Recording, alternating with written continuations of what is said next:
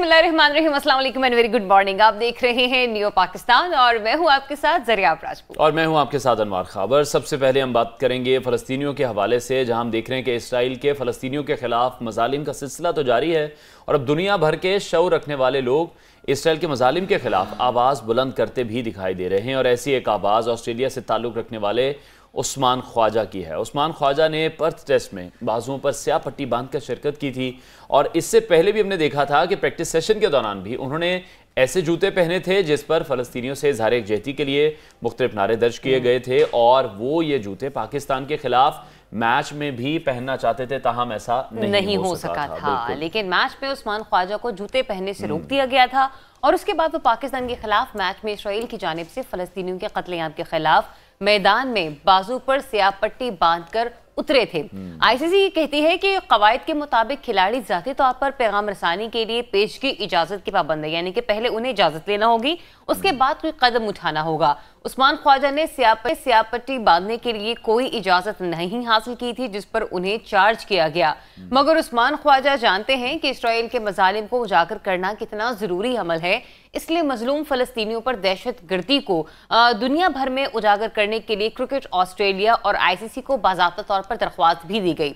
उस्मान ख्वाजा ने पाकिस्तान और ऑस्ट्रेलिया के माबैन सीरीज के दूसरे टेस्ट मैच से पहले अपना पैगाम पहुंचाने के लिए इजाजत तलब की है और बड़ी बड़ी कंपनीज भी इस वक्त फलस्तीनियों के कत्लेआम पर इसराइल का साथ दे रही है। बिल्कुल, और इसकी ताज़ा मिसाल फेसबुक की जो हम देख रहे हैं, एक पेरेंट मेटा के मुतालिक हकाइक भी सामने आए हैं। अल जज़ीरा की रिपोर्ट है जिसमें बताया गया है कि ह्यूमन राइट्स वॉच ने कहा है कि मेटा मुनज़्ज़म तरीके से इंस्टाग्राम और फेसबुक पर फ़लस्तीन के बारे में मवाद को सेंसर कर रहा है। फ़लस्तीन के हक में बोलने वाले फेसबुक और इंस्टाग्राम अकाउंट्स को मुसलसल पाबंदी का सामना भी करना पड़ रहा है। यकीनी तौर पर गज़ा में बहुत बुरी सूरत हाल इस वक्त हम देख रहे हैं, जहाँ बच्चों को शहीद किया जा रहा है, जहाँ लोगों को मारा जा रहा है, हॉस्पिटल्स को निशाना बनाया जा रहा है, कैंप्स को निशाना बनाया जा रहा है और वहाँ पर प्रॉपर जो इमदादी सामान है वो भी नहीं पहुँचने दिया जा रहा। और जंगबंदी की तरफ हम देख रहे हैं कि इस वक्त फोकस नहीं है, कुछ ममालिक का प्रेशराइज उस तरह से नहीं किया जा रहा जिस तरह से प्रेशराइज करना चाहिए या जिस अरब ममालिक मिलकर प्रेशराइज कर सकते हैं। जब हम 57 इस्लामी ममालिक की बात करते हैं तो फिर ये एक्सपेक्ट करते हैं कि उनकी तरफ से एक ऐसा डिसीजन सामने आएगा जिसकी वजह से इसराइल भी मजबूर होगा और घुटने टेकने पर वो फिर उन्हें मजबूर हो जाना पड़ेगा। तो जनाब, ये इस वक्त ओवरऑल गजा की सूरत हाल है जिसके वाले से हमने आपको अपडेट किया। अब जरा टॉप स्टोरीज की तरफ बढ़ते हैं, देखते हैं कि मुल्क में क्या अपडेट हो रही है। दरख्वास्त मुस्तरद, बानी पीटीआई के इलेक्शन में हिस्सा लेने के इम्कानात क्या खत्म? इंतखाबात 8 फरवरी को होंगे, आर्मी चीफ की भी यकीन दहानी। इसराइल के मजालिम आईसीसी भी उस्मान ख्वाजा को रोकने में नाकाम। ऑनलाइन कारोबार, जनूबी पंजाब की खवातीन के लिए वसी मौके। जी तो जनाब, आम इंतखाबात अब करीब से करीब तर आते चले जा रहे हैं और ऐसे में हम ये देख रहे हैं कि वकला की तंजीम है मुल्क में हल्का बंदियों और इंतखाबी तरीक़ेकार पर एतराज़ात उठाते हुए नजर आ रही हैं। लोग हल्का बंदियों पर एतराज़ात लेकर अदालतों का रुख कर रहे हैं और सियासी पार्टियां लेवल प्लेइंग फील्ड देने का मुतालबा कर रही हैं।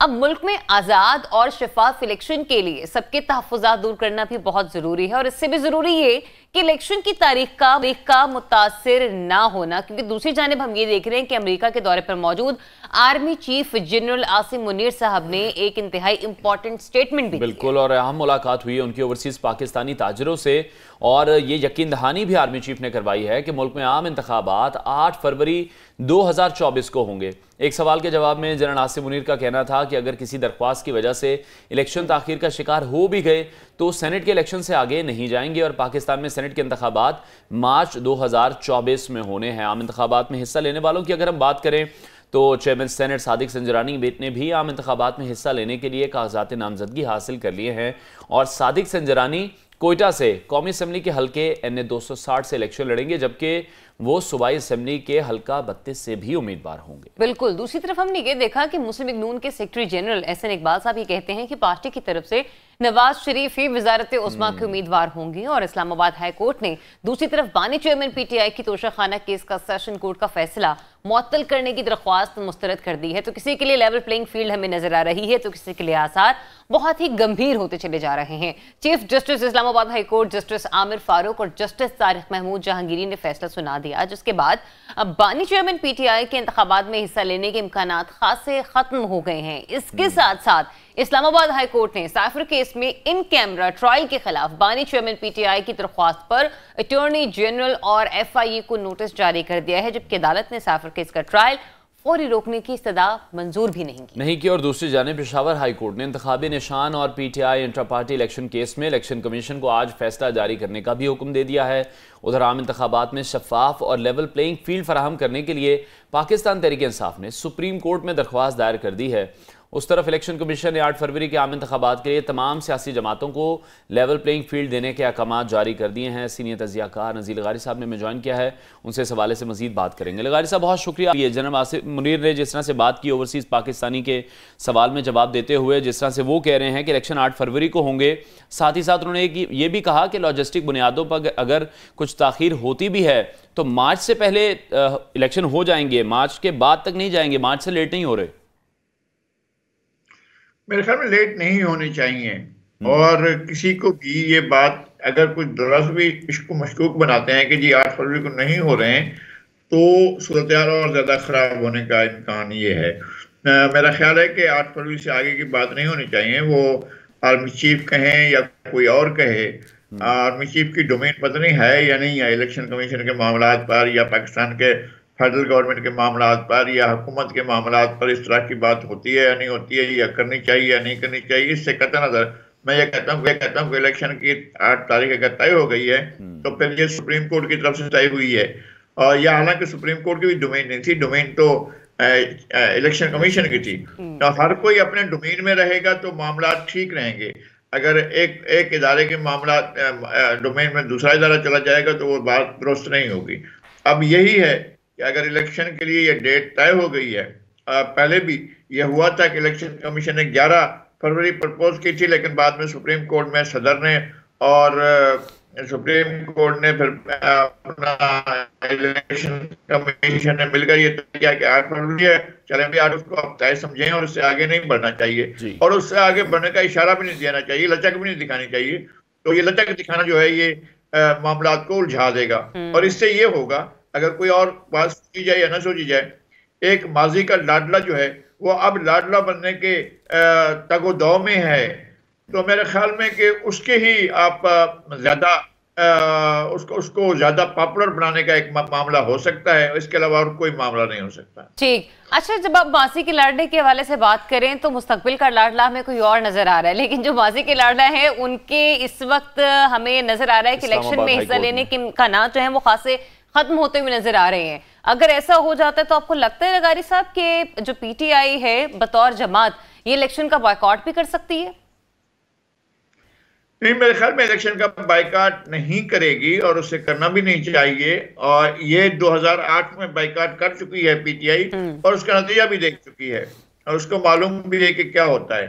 ये तो बाद में आकर बाकायदा उसे उठाया गया, गोद में लिया गया, फिर उसको पहलू में साथ रखकर जो है नए नए उसको ख्वाब दिखाए गए, नई नई उसकी जो है वो बड़े बड़े सहूलतकारी की गई, और सहूलतकारी करने के बाद फिर धांधलियां की गई, रिगिंग की गई, और उसको इस सतह पर लाया गया, और फिर उसके बाद उसको बयानिया बनाने का मौका दिया गया। अदालतों ने, एस्टैब्लिशमेंट ने, सब ने मिलकर अब भी उसका मौक़िफ़ जो है वो बनाने के लिए और उसको एक पागल खाना जो है उसके पीछे लगाने के लिए एक बड़ा काम किया गया है, और अब भी उसके लिए काम हो रहा है। जब ये बात की जाती है कि नहीं इलेक्शन फलां तारीख को होंगे, तो इसका मतलब यह है कि उसके मौके को और ज्यादा स्ट्रांग किया जाएगा, जी इलेक्शन है, और वो रहे हैं जितनी ज्यादा दिन एक रिप्लेसमेंट नहीं हो सकेगी और अवामी हुकूमत नहीं आ सकेगी, तब तक उसका बयाना चलता रहेगा।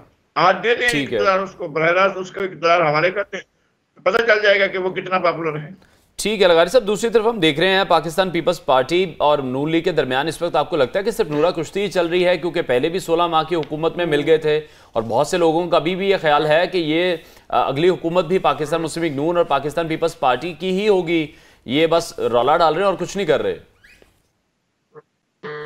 नहीं, रौला डालने का मतलब मुझे नहीं समझ में आता है। मैं ये समझता हूँ कि आपके लिए सबसे बड़ी बात ये होती है कि किसी को भी, चाहे कोई भी हो, चाहे वो मियां नवाज शरीफ हो या इमरान खान हो, किसी को भी गोद में उठाकर नहीं इलेक्शन लड़ाने चाहिए। ये तरीकाकार ही ठीक नहीं है।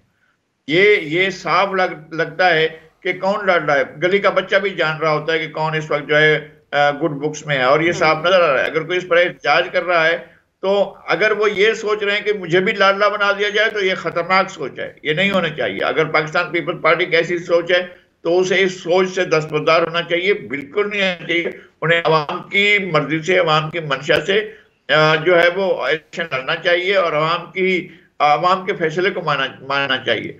और आगे बढ़कर ये आगे चलकर क्या करेंगे, एक दूसरे का मुकाबला कर रहे हैं। अभी तो एक दूसरे के सीट एडजस्टमेंट तक नहीं कर पाए हैं और नहीं किया है उन्होंने, नहीं करेंगे बल्कि। तो सब अलग अलग होंगे और अलग अलग फैसला भी करेंगे। मुझे नहीं लगता है कि हम यकीनी तौर पर ये कहें कि अगला इलेक्शन अगले हुकूमत कौन बना रहा है। अभी तक कोई सूरत वाज़ेह नहीं है, क्योंकि पीटीआई मैदान में है, उसके पास सीटें होंगी, पीपल्स पार्टी के पास सीटें होंगी, पीएम के पास सीटें होंगी, और देखते हैं कि अगले उसमें कौन आकर बैठता है। बिल्कुल लगारी साहब, जितना विफाक इस वक्त चैलेंजिंग हो गया है पाकिस्तान मुस्लिम लीग नून के लिए, या फिर वो कोई भी ऐसी जमात जो कि इस वक्त इख्तिदार में बैठने का ख्वाब सोच रही है, वहीं पर सूबाई सतह पर भी जो है इलेक्शंस बड़े ही चैलेंजिंग हो गए। इस्तेकाम पाकिस्तान पार्टी नून लीग के इंतखाबात के बाद चैलेंज जो है वो बन सकती है। लग ऐसा रहा है कि इस मरतबा पंजाब में सिर्फ शरीफ बिरादरान ही सीटें नहीं लेके जाएंगे, जैसे आपने खुद जिक्र किया अभी आईपीपी के हवाले से और पीटीआई के हवाले से। ये दोनों जमातें अपना सियासी असर रसूख खासी हद तक रखती हैं यहाँ पर, और यकीन ऐसा होगा। अब हम अब तक जो इग्नोर करते रहे हैं, अब वो सूरत हाल नहीं होगी कि हम साफ मंजरनामा जो है उसको इग्नोर करेंगे। एक हकीकत के तौर पर ये इस्तेहकाम पाकिस्तान वाले आए हैं, एक हकीकत के तौर पर पीपल्स पार्टी मौजूद है, एक हकीकत के तौर पर पीटीआई मौजूद है, और इसी तरह एक हकीकत के तौर पर जो है वो नून लीग मौजूद है। अब इसमें लाडलापन की दौड़ जो है वो खतरनाक है, और जो लाडला बनाते हैं वो खुद खतरनाक खेल खेलते हैं। उन्हें लाडले नहीं बनाना चाहिए, उन्हें एक तरफ होकर बैठना चाहिए। उन्हें मुल्क की मामलात पर बात करते हुए एहतराज करना चाहिए। ऐसा नहीं है कि उनकी अपनी डोमेन है, अपनी डोमेन में रहकर बात करनी चाहिए, अपनी डोमेन से बाहर जाकर दीगर मामला पर बात नहीं करनी चाहिए। लेकिन लगारी साहब, आप क्या देख रहे हैं फिर जो इंतखाबात होने जा रहे हैं और लाडले प्लस की बातें हो रही हैं, पाकिस्तान तहरीक इंसाफ बार बार ये कह रही है उन्हें साइडलाइन किया जा रहा है। अभी उनके बल्ले के निशान पर भी फैसला होना बाकी है। बल्ले का निशान अगर चला जाता है, पीटीआई को भी नुकसान होगा, इलेक्शन की शफाफियत पर भी सवाल उठेगा। तो जिस तरह से पहले इल्जामात लगते रहे 35 पंक्चर के हवाले से, 2018 में आरटीएस को बिठाने के हवाले से, तो अब 2024 में फिर से इल्जामात की सियासत ही होगी, फिर से एक पार्टी ऐसी होगी जो कि इंतखाबात को नहीं मानेगी। ये पहले भी हुआ था जी, पहले भी लाइन थी, भी लाइन होगी। ऐसा थोड़ी है कि वो खुद ब खुद कह रहे थे। उनको यही कहा गया था कि आप यही कहें कि 35 पंक्चा लगाया गया, आप यही कहें कि इलेक्शन दोबारा कराओ। यही कहा गया था कि धांधली हुई, और धांधली हुई थी, इसमें कोई शक नहीं है। लेकिन सवाल यह है कि जो इनके लिए धांधली की गई थी वो क्या होगा। पाकिस्तान की तारीख की बदतरीन धांधली 2018 के इलेक्शन में हुई थी, और हर हालत में जिताने के लिए क्या बेस थी इनके पास एक सीट के बीच वो टोटल उसकी वर्थ थी, वो भी मियाँ वाली सीट जो थी ली गई थी, वो भी इसलिए ली गई थी कि शेर अफगान न्याजी ने जनरल मुशर्रफ का साथ दिया था। अगर वो साथ ना देते तो दोनों हलकों से, मियाँ वाले के दोनों हलकों से वो हमेशा कामयाब होते रहे थे। तो हमें समझना चाहिए कि इस लाडले के लिए जो कुछ किया गया, जो कुछ अब हो रहा है, ये सब कुछ इसके मुस्तकबिल के लिए ग्राउंड बनाने के लिए मुझे ये लग रहा है कि भाई लाडले को इतना मजलूम दिखाओ कि बस सारी दुनिया कहेगी यार मजलूम है। हालांकि इसने कुछ नहीं डिलीवर किया। पाकिस्तान की तारीख में इसके नाम पर कोई एक चीज भी नहीं है जो इसने की हो पाकिस्तान की बेहतरी के लिए, कुछ भी नहीं किया। और एक बयानिया बनाया है, ओ साइफर आ गया, ओ अमेरिका मेरी हुकूमत हटा रहा है, ओ डोनाल्ड ट्रम्प मुझे ये कर रहा है। क्या ये कहां से आ गया डोनाल्ड ट्रम्प, क्या हो गया उसको? चीजें सब सामने आ रही हैं। अच्छा लगारी साहब, ये लाडला बनने के दौर में पाकिस्तान पीपल्स पार्टी आपको इतना पीछे क्यों नजर आ रही है? उनको इख्तिदार से, विफाक से दूर हुए करसा हुआ तकरीबन कोई 3 जो क्या कहते हैं आम इंतखाबात हैं, 3 जो टेन्योर्स गुजरे हैं, हमें कहीं पर विफाक में नजर ना आए। क्या बिलावल जरदारी के पास वो टूल्स नहीं है जिनसे उन्हें पता चल सके कि लाडला बना कैसे जाता है? नहीं, मेरे ख्याल में उनके कल्चर में नहीं है, वो पॉलिटिकल कल्चर ऐसा था नहीं, और इनको बनते हुए मुश्किल हो रही है। अगर ये बनेंगे तो मासेस कबूल नहीं करेंगे। अब तक धांधली करके, बाकायदा धांधली करके इनसे छीना गया, इलेक्शन हमेशा छीना गया, और जो भी इनकी सीटें होती हैं उनके वो सीटें छीनी गई। इलेक्टेबल क्या होते हैं? इलेक्टेबल को कोई आसरा नहीं, अगर किसी पार्टी का होता है तो कुछ भी नहीं कर सकते हैं। एक वोट बैंक को सुला दिया जाता है, एक वोट बैंक को जगा दिया जाता है। और एक वोट बैंक जो है वो खानदानी चलता होता है। तो ये इस्टेब्लिशमेंट ने खेल अपने आसार हाथों तो में ये ले भी लिया है नजर आ रहे हैं कि जरदारी साहब इस वक्त सिंध को बचाने के लिए भी खासी तकदो करते हुए हमें नजर आ रहे हैं। वहां पे भी ऐसा लग रहा है कि मुस्लिम लीग नून अपने पंजे गाड़ लेगी, जहां से उनको थोड़ी सी सपोर्ट मिल रही है, जहां से कुशन मिल रहा है। कैसे कैसे मुस्लिम लीग नून कैसे पंजे गाड़ेगी? कौन है उसके पास? हाशमी, लतीफ खोसा की अगर हम बात कर लें, एतजाज एहसन की अगर हम बात कर लें, तो ये अपकमिंग हमें रुकन नजर आ रहे हैं जो कि पाकिस्तान तहरीक इंसाफ को ज्वाइन कर रहे हैं। तो ज्वाइन कर लेना, उन्हें पहले ज्वाइन कर लेना चाहिए था। जब उनकी तरफ जा रहे थे ज्वाइन कर लेना चाहिए था। ये कौन सा ढकोसला किया है कि जनाब अब तक बैठे बैठे अब जाकर चले गए पार्टी में, चले जाओ, पहले भी चले जाते। लेकिन लगारी साहब, आप क्या समझते हैं कि बिलावल की अभी जो बातें हैं, बिलावल जो तनकीद कर रहे हैं नून लीग पर, वो इसीलिए कर रहे हैं कि वो भी खिलाफ थे गेट नंबर 4 की सियासत के, जिस पर फिर मुस्लिम लीग नून उनके साथ नहीं मिली और उस बात पर वो इकट्ठे नहीं हुए, जिस तरह से आप भी कह रहे हैं कि उनका एक पॉलिटिकल कल्चर है और वो इस सिनेरियो में नहीं जाना चाहते, वो लाडले की सियासत में नहीं आना चाहते? नहीं, वो कह चुके हैं ना कि हम गेट नंबर 4 की सियासत नहीं की, और गेट नंबर 4 को बंद हो जाना चाहिए। उसका कोई काम नहीं है कि वो सियासत में बैठकर बात करे, उसका कोई काम नहीं है कि सियासी अमल में मुदाखलत करे। तो उसका अल्टीमेट नुकसान किसको होगा? गेट नंबर 4 को होगा या पाकिस्तान को होगा? हम नहीं चाहते कि हमारे दिफाई इदारे को कोई नुकसान पहुंचे या हमारे पाकिस्तान को कोई नुकसान पहुंचे। दोनों खतरे में इस वक्त, ना पीटीआई खतरे में है, ना नून लीग खतरे में है, ना पीपल्स पार्टी खतरे में, कोई खतरा नहीं। इस वक्त खतरा किसको है? किस तरह के हमले, खतरनाक हमले हो रहे हैं गेट नंबर 4 पर, गेट नंबर 4 के मकीनों पर। खतरनाक बात है। लेकिन लगारी साहब, जरदारी साहब का भी तो फोकस हमें पंजाब पर उस तरह से नजर नहीं आ रहा ना। अगर गेट नंबर 4 का सहारा ना भी लिया जाए तो यहाँ पर हम देख रहे हैं कि पंजाब में लोग पीपल्स पार्टी को छोड़कर पीएमएलएन में जा रहे हैं, आईपीपी में जा रहे हैं, पीटीआई में जा रहे हैं। लेकिन जो होनी चाहिए एक कहते हैं ना अपना फोकस होना, हाँ, वो सिर्फ उनका एक, वो जो कहा जाता था ना कि पीपल्स पार्टी सिर्फ सूबे की जमात रह गई है, वो सिर्फ सूबे तक की हमें सियासत नजर आ रही है। पहली बात यह कि कौन छोड़कर जा रहे हैं आईपीपी में, कौन छोड़कर जा रहे हैं मुस्लिम? 2 आदमी जो छोड़ रहे हैं वो पीटीआई में गए और पीटीआई के ही वो उस लाइन पर बहुत पहले सवार हो चुके थे, जो लतीफ खोसा और एतजाज एहसन। लतीफ खोसा का कौन सा हल्का है? लेकिन सर जी, ये भी तो पत्थर पर लकीर नहीं है ना कि आप सानेहा 9 मई की मजम्मत कर दें और आप फिर आईपीपी का रास्ता इख्तियार कर ले और गंगा ना आ जाए। आपके पास पीपल्स पार्टी वाला रास्ता भी तो होना चाहिए ना। नहीं है, मैं सही कह रहा हूँ, आप सही कह रही हैं। और जो ऐसा नहीं है 9 मई की आड़ में एक शख्स जाए और तौबा तैयार करे और उसके बाद लकीरें निकाले और फिर कहे कि मैं सियासत छोड़ रहा हूँ, फिर कहे कि नहीं मैं आईपीपी में आ गया हूँ, फिर कहे कि मैं किसी और जमात में जा रहा हूँ। ये कौन सी बात हुई? 9 मई खतरनाक बात थी। 9 मई 4 की सियासत का एक बहुत बड़ा खतरनाक वो था, मंजरनामा था, नहीं होना चाहिए था।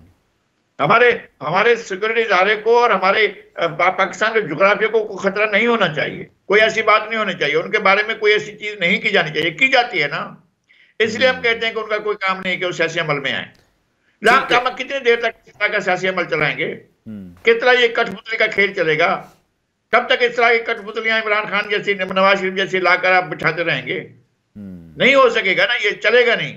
आप चला रहे और तो सर, ये जो अगर मखलूत हुकूमत बन भी जाती है कोलेशन के साथ, तो आपको लगता है कि ये लॉन्ग टर्म चल पाएगी? क्योंकि अभी भी कुछ जो बाशऊर हल्के हैं, जो बिजनेस कम्युनिटी है, वो यही कह रही है ये चूंचू का मुरब्बा बना के जो हुकूमत बनाई जाएगी ना, ये ज्यादा देर तक टिकने वाली नहीं है। 1-1.5 साल की बात है, आप देख लीजिएगा। आपको भी ऐसा लगता है? क्योंकि जब भी किसी जमात के पास 2/3 अक्सरियत ना हो, हाँ, वो डिसीजन मेकिंग नहीं कर सकता। सर नहीं, कंसेंसस की हुकूमत चल सकती है, चूचू का मुरब्बा नहीं चल सकती।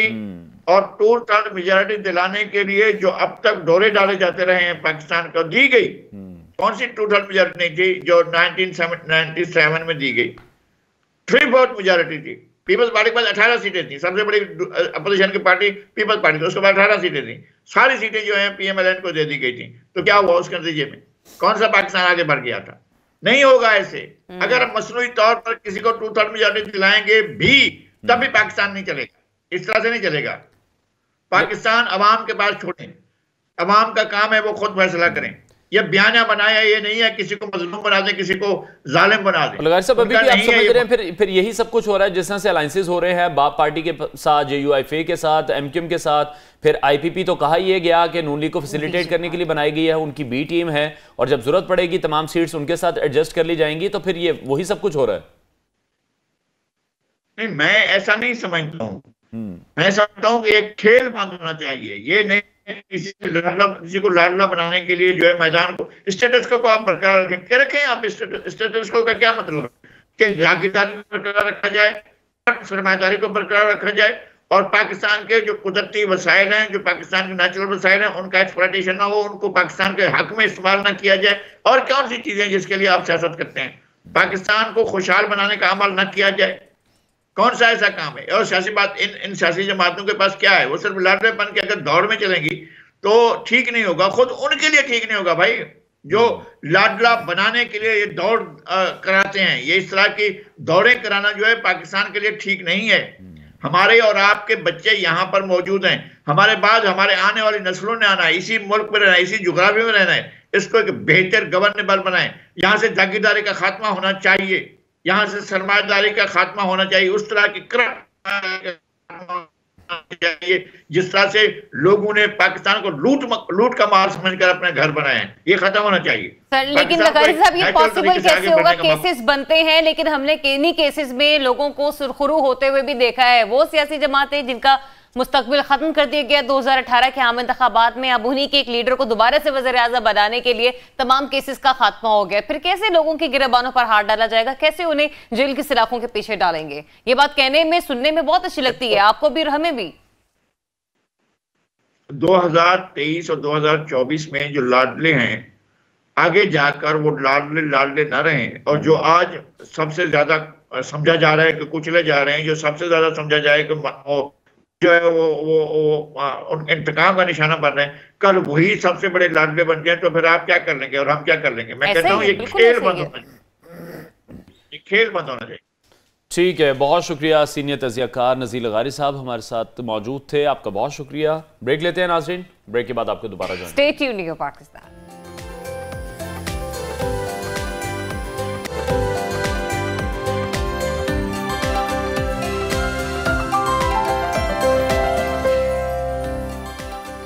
Welcome back. और अब कुछ बात करेंगे क्रिकेट के हवाले से। तो पाकिस्तानी टीम ऑस्ट्रेलिया में मौजूद है टेस्ट सीरीज के लिए, और हमारी टीम के साथ दो बड़ी अहम बातें जुड़ी हुई हैं। एक है नाकिस फील्डिंग का मामला, जो कि हम बार बार देखते हैं, जिसकी वजह से फिर बहुत से ऐसे मैचेस हैं जो कि हम हार भी जाते हैं। और दूसरा है फिटनेस मसाइल का, जिसमें हम देख रहे हैं कि हमारे जो नए नवेले बॉलर्स हैं, ऑस्ट्रेलिया के खिलाफ उन्होंने परफॉर्म तो किया, लेकिन वही वो फिटनेस का मसाइल का शिकार होकर अब बाहर भी हो चुके हैं, और ऐसा बिल्कुल भी नहीं होना चाहिए था। बहरहाल अब ये हो चुका है। पर्थ टेस्ट मैच में कौमी टीम के लिए डेब्यू करने वाले खुरम शहजाद पस्टी में फ्रैक्चर के बायस टेस्ट सीरीज से अब बाहर हो चुके हैं। बिल्कुल, और हम यहाँ पे देख रहे हैं कि नौजवान फास्ट बॉलर को जिस्म के बाएं हिस्से में तकलीफ हुई है, जिसके बाद उन्हें MRI और जो है वो करवाया गया है। उसके बाद हमने देखा कि मेडिकल पैनल की रिपोर्ट्स का जायजा लेने के बाद बोर्ड को नौजवान फास्ट बॉलर की इंजरी से आगाह कर दिया गया। दूसरी जानिब ऑस्ट्रेलिया के खिलाफ दूसरा टेस्ट खेलने के लिए मेलबर्न पहुंच चुकी है, और मिडिल ऑर्डर नौजवान बल्लेबाज जो हमारे साउथ शकील, वो ये कहते हैं कि कोताहियों से सीखेंगे और कोशिश करेंगे कि पर्थ वाली गलतियां ना दोहराएं। इस फिक्रे से तो ये लग रहा है कि साउथ शकील ने ग्रीन पिच पर खेलने का इरादा कर लिया है, लेकिन मोहम्मद रिजवान और बाबर आजम के आराम देने की बातों पर टीम डायरेक्टर मोहम्मद हफीज ने दो टोक अल्फाज में कहा कि मोहम्मद रिजवान और बाबर आजम न्यूजीलैंड में T20 मैचेस में खेलेंगे, क्योंकि मुश्किल सीरीज के दौरान सीनियर्स को हरगिज आराम नहीं करवाया जा सकता। बिल्कुल, लेकिन इन्हीं सीनियर्स को अगर हम आराम नहीं करवाएंगे, इनका वर्कलोड मैनेज नहीं करते हैं, तो फिर इंजरीज के चांसेस भी बढ़ जाते हैं। लेकिन वो ज्यादातर तो हम देखते हैं कि वो बॉलर्स में होता है। कौमी सिलेक्शन कमेटी ने न्यूजीलैंड की सीरीज से वर्ल्ड कप की जो तैयारियां हैं वो शुरू करने और नए खिलाड़ियों को बतदरीज आजमाने का भी फैसला कर लिया है। 5 T20 इंटरनेशनल में सफ़े अव्वल के बैटर बाबर आजम और मोहम्मद रिजवान को 3-3 मैचेस खिलाए जाएंगे, और उन्हें 2 मैचेस में आराम भी दिया जाएगा, ताकि जो नया टैलेंट है उसको भी आजमाया जाए। इसी तमाम सूरत हाल पर हम बात करेंगे। स्पोर्ट्स एनालिस्ट मोहम्मद शुएब ने हमें ज्वाइन किया है। शुक्रिया आपके वक्त के लिए। Welcome to new Pakistan. Khurram Shahzad के हवाले से ही पहले बात करना चाहेंगे। बार बार हम देखते हैं कि इंजरीज का शिकार हो जाते हैं हमारे बॉलर्स, और फिर उसका खुमियाजा पूरी टीम को भुगतना पड़ता है। शायद इतना महसूस ना होता, लेकिन फिर जिस तरह की परफॉर्मेंस पहले टेस्ट में उनकी रही है, गालिबन 8 विकेटें उन्होंने ली थी, तो पाकिस्तानी टीम पर बड़ा प्रेशर आ जाएगा। बिल्कुल, बहुत शुक्रिया आप दोनों का मुझे बुलाने के लिए। और दूसरी बात यह है कि देखें, जब आप एक नौजवान बॉलर को लेके आते हैं, तो हमने पहले भी ये काफ़ी दफ़ा डिस्कस किया हुआ है कि आपने उसका वर्कलोड मैनेज करना होता है। आपने ये देखना होता है कि यार इसका फर्स्ट टेस्ट है, ऑस्ट्रेलियन सॉइल के ऊपर पहली दफ़ा खेलने गया है, आपने उससे पहले जो जो उसका पहला जो सीन है उसमें आपने पहले टेस्ट के अंदर उससे 38 ओवर करवाए हैं, और जो आप फोर्थ बॉलर लेके गए हैं फहीम अशरफ को, उससे आपने जस्ट 24 ओवर्स करवाए हैं। तो ये वर्कलोड जो स्टैटिस्टिशियन जो होते हैं वहां पे बैठे हुए वो देख रहे होते हैं कि यार ये बंदा इतने काबिल है भी कि नहीं है, अगर है तो इसको कितना लोड दे के जाना है, क्योंकि हमारे 3 टेस्ट यहाँ पे थे और ये इस चीज का किसी को भी ख्याल नहीं आया। जब ख्याल नहीं आया तो ऑब्वियसली उसने जोर लगाया। आप ये देखें कि फर्स्ट इनिंग्स के अंदर उनकी बॉल जो है वो 135 की गिर रही थी, 135, 134, 136 के अराउंड। और जैसे ही वो सेकंड इनिंग्स में आया, नो डाउट उनको सीम जरूर मिल रहा था, मगर उनकी स्पीड जो है वो कम होके 130, 128, 131 पे आ गई थी।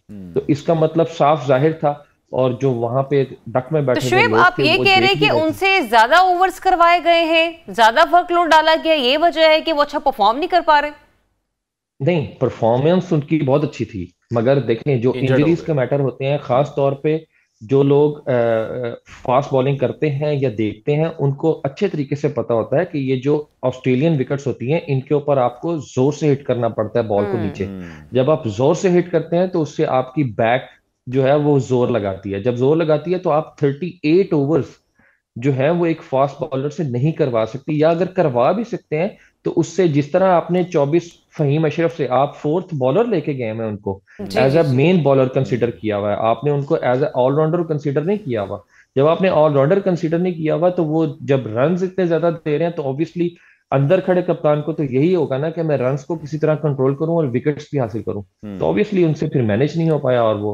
और वैसे उनके थोड़ा सा स्टांस के अंदर भी, मैं अभी कुछ दिन पहले एक वीडियो देख रहा था, तो उनके स्टांस के अंदर भी थोड़ी सी प्रॉब्लम है कि वो जब बॉलिंग करने के लिए आते हैं तो वो एक स्ट्रेट रन अप जो है उनका एक स्ट्रेट नहीं है, वो थोड़ा सा यूं झूमते हुए आते हैं, तो उसकी वजह से भी उनके ऊपर एक बिल्कुल, ये बात की गई थी कि इंजरी स्ट्रेस। प्रोन जो उनका वो एक बॉलिंग का स्टाइल है वो है, और उस पर बात भी की जा रही थी, और लेकिन ये भी कहा जा रहा था कि बैट्समैन के लिए भी काफी डिस्ट्रैक्टिंग रहता है, शायद उसका वो फायदा भी इस हवाले से उठाते रहे हैं। अच्छा, मसला ये है कि फास्ट बॉलर्स के साथ ये जो हमारा मसला है इंजरीज का, ये बहुत ज्यादा कनेक्ट हो चुका है। शाहीन को हम देख रहे हैं, जब से वो इंजरी से वापस आए हैं शाहीन वो शाहीन नहीं रहे हैं। नसीम शाह इंजर्ड है, उनकी वापसी पे पता चलेगा कि वो किस तरह का परफॉर्म करते हैं। हारिस रऊफ बहुत बार इंजर्ड हो चुके हैं।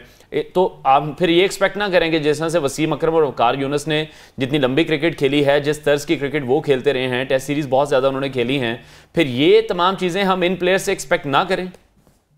देखिए, एक्सपेक्ट जरूर करें, बट उतना एक्सपेक्ट करें। देखिए, जब वसीम और वकार खेलते थे ना, एक फैक्ट उसमें बहुत मिसिंग है जो लोग डिस्कस नहीं करते। वो फैक्ट असल में ये है कि जब वो लोग खेलते थे तब T20 क्रिकेट नहीं थी, तब सिर्फ ओडीआईज थे और टेस्ट मैच थे, और ये जितने भी बड़े प्लेयर्स हैं जो आज हमें the great of all times के अंदर कंसिडर होते हैं, इन लोगों ने सिर्फ 2 वो क्रिकेट खेली है, या वो काउंटीज खेलते थे। काउंटीज भी 4 डे या 5 डे, उसमें उनको लर्निंग कर्व जो था वो बहुत ब्रॉडर एस्पेक्ट में था। असल में मसला यह है कि जब से 2007-2008 से T20 क्रिकेट आई है, उसके बाद से प्लेयर्स प्रेफर करना ये शुरू कर दिया है कि वो शॉर्ट टर्म वाली क्रिकेट खेले, 3 ओवर 4 ओवर करवाएं, फुल जोर के साथ ओवर करवाएं, स्पीड भी निकलेगी, विकेट्स भी लेंगे, पूरी दुनिया में वाह वाह भी होगी। अब असल में यह है कि देखें, आप यहीं पे रुक जाए, मैं आपको एक और फैक्ट भी बता देता हूँ। देखें, ये जो मोहम्मद अब्बास हैं, इन्होंने फर्स्ट क्लास क्रिकेट के अंदर 670 विकेट्स लिए हुए हैं। अब आप एक बंदे को, और वो हैम्पशायर की तरफ से खेलते हैं और वहां पे भी लीडिंग विकेट टेकर है। अब एक बंदा जो सारी इन चीजों के ऊपर नजर रखे हुए है, इन क्रिकेट इन सॉइल्स के ऊपर खेला हुआ है, वास्ट एक्सपीरियंस है, मुझे तो ये समझ नहीं आती कि क्रिकेट बोर्ड सिर्फ, चले मैं ये कहता हूँ कि उनको T20 और ओडीआईज में ना ले, मगर जो टेस्ट की उनकी स्किल सेट है वो, उसको तो कोई भी मैच नहीं करता, इवन शाहीन भी मैच नहीं करता। हाँ, उसको ये कह के सिर्फ रद्द कर दिया जाता है कि बॉल की स्पीड 132 133 है। तो भाई अभी जो आपके पास बॉलर है वो कौन सा 150 वाले हैं, मगर ये है कि जो उनके पास स्किल है, जो उनके पास तजर्बा है, वो मेरा ख्याल है अभी तक पूरी लैड के अंदर जितने भी हमारे पास फास्ट बॉलर है किसी के पास भी नहीं है।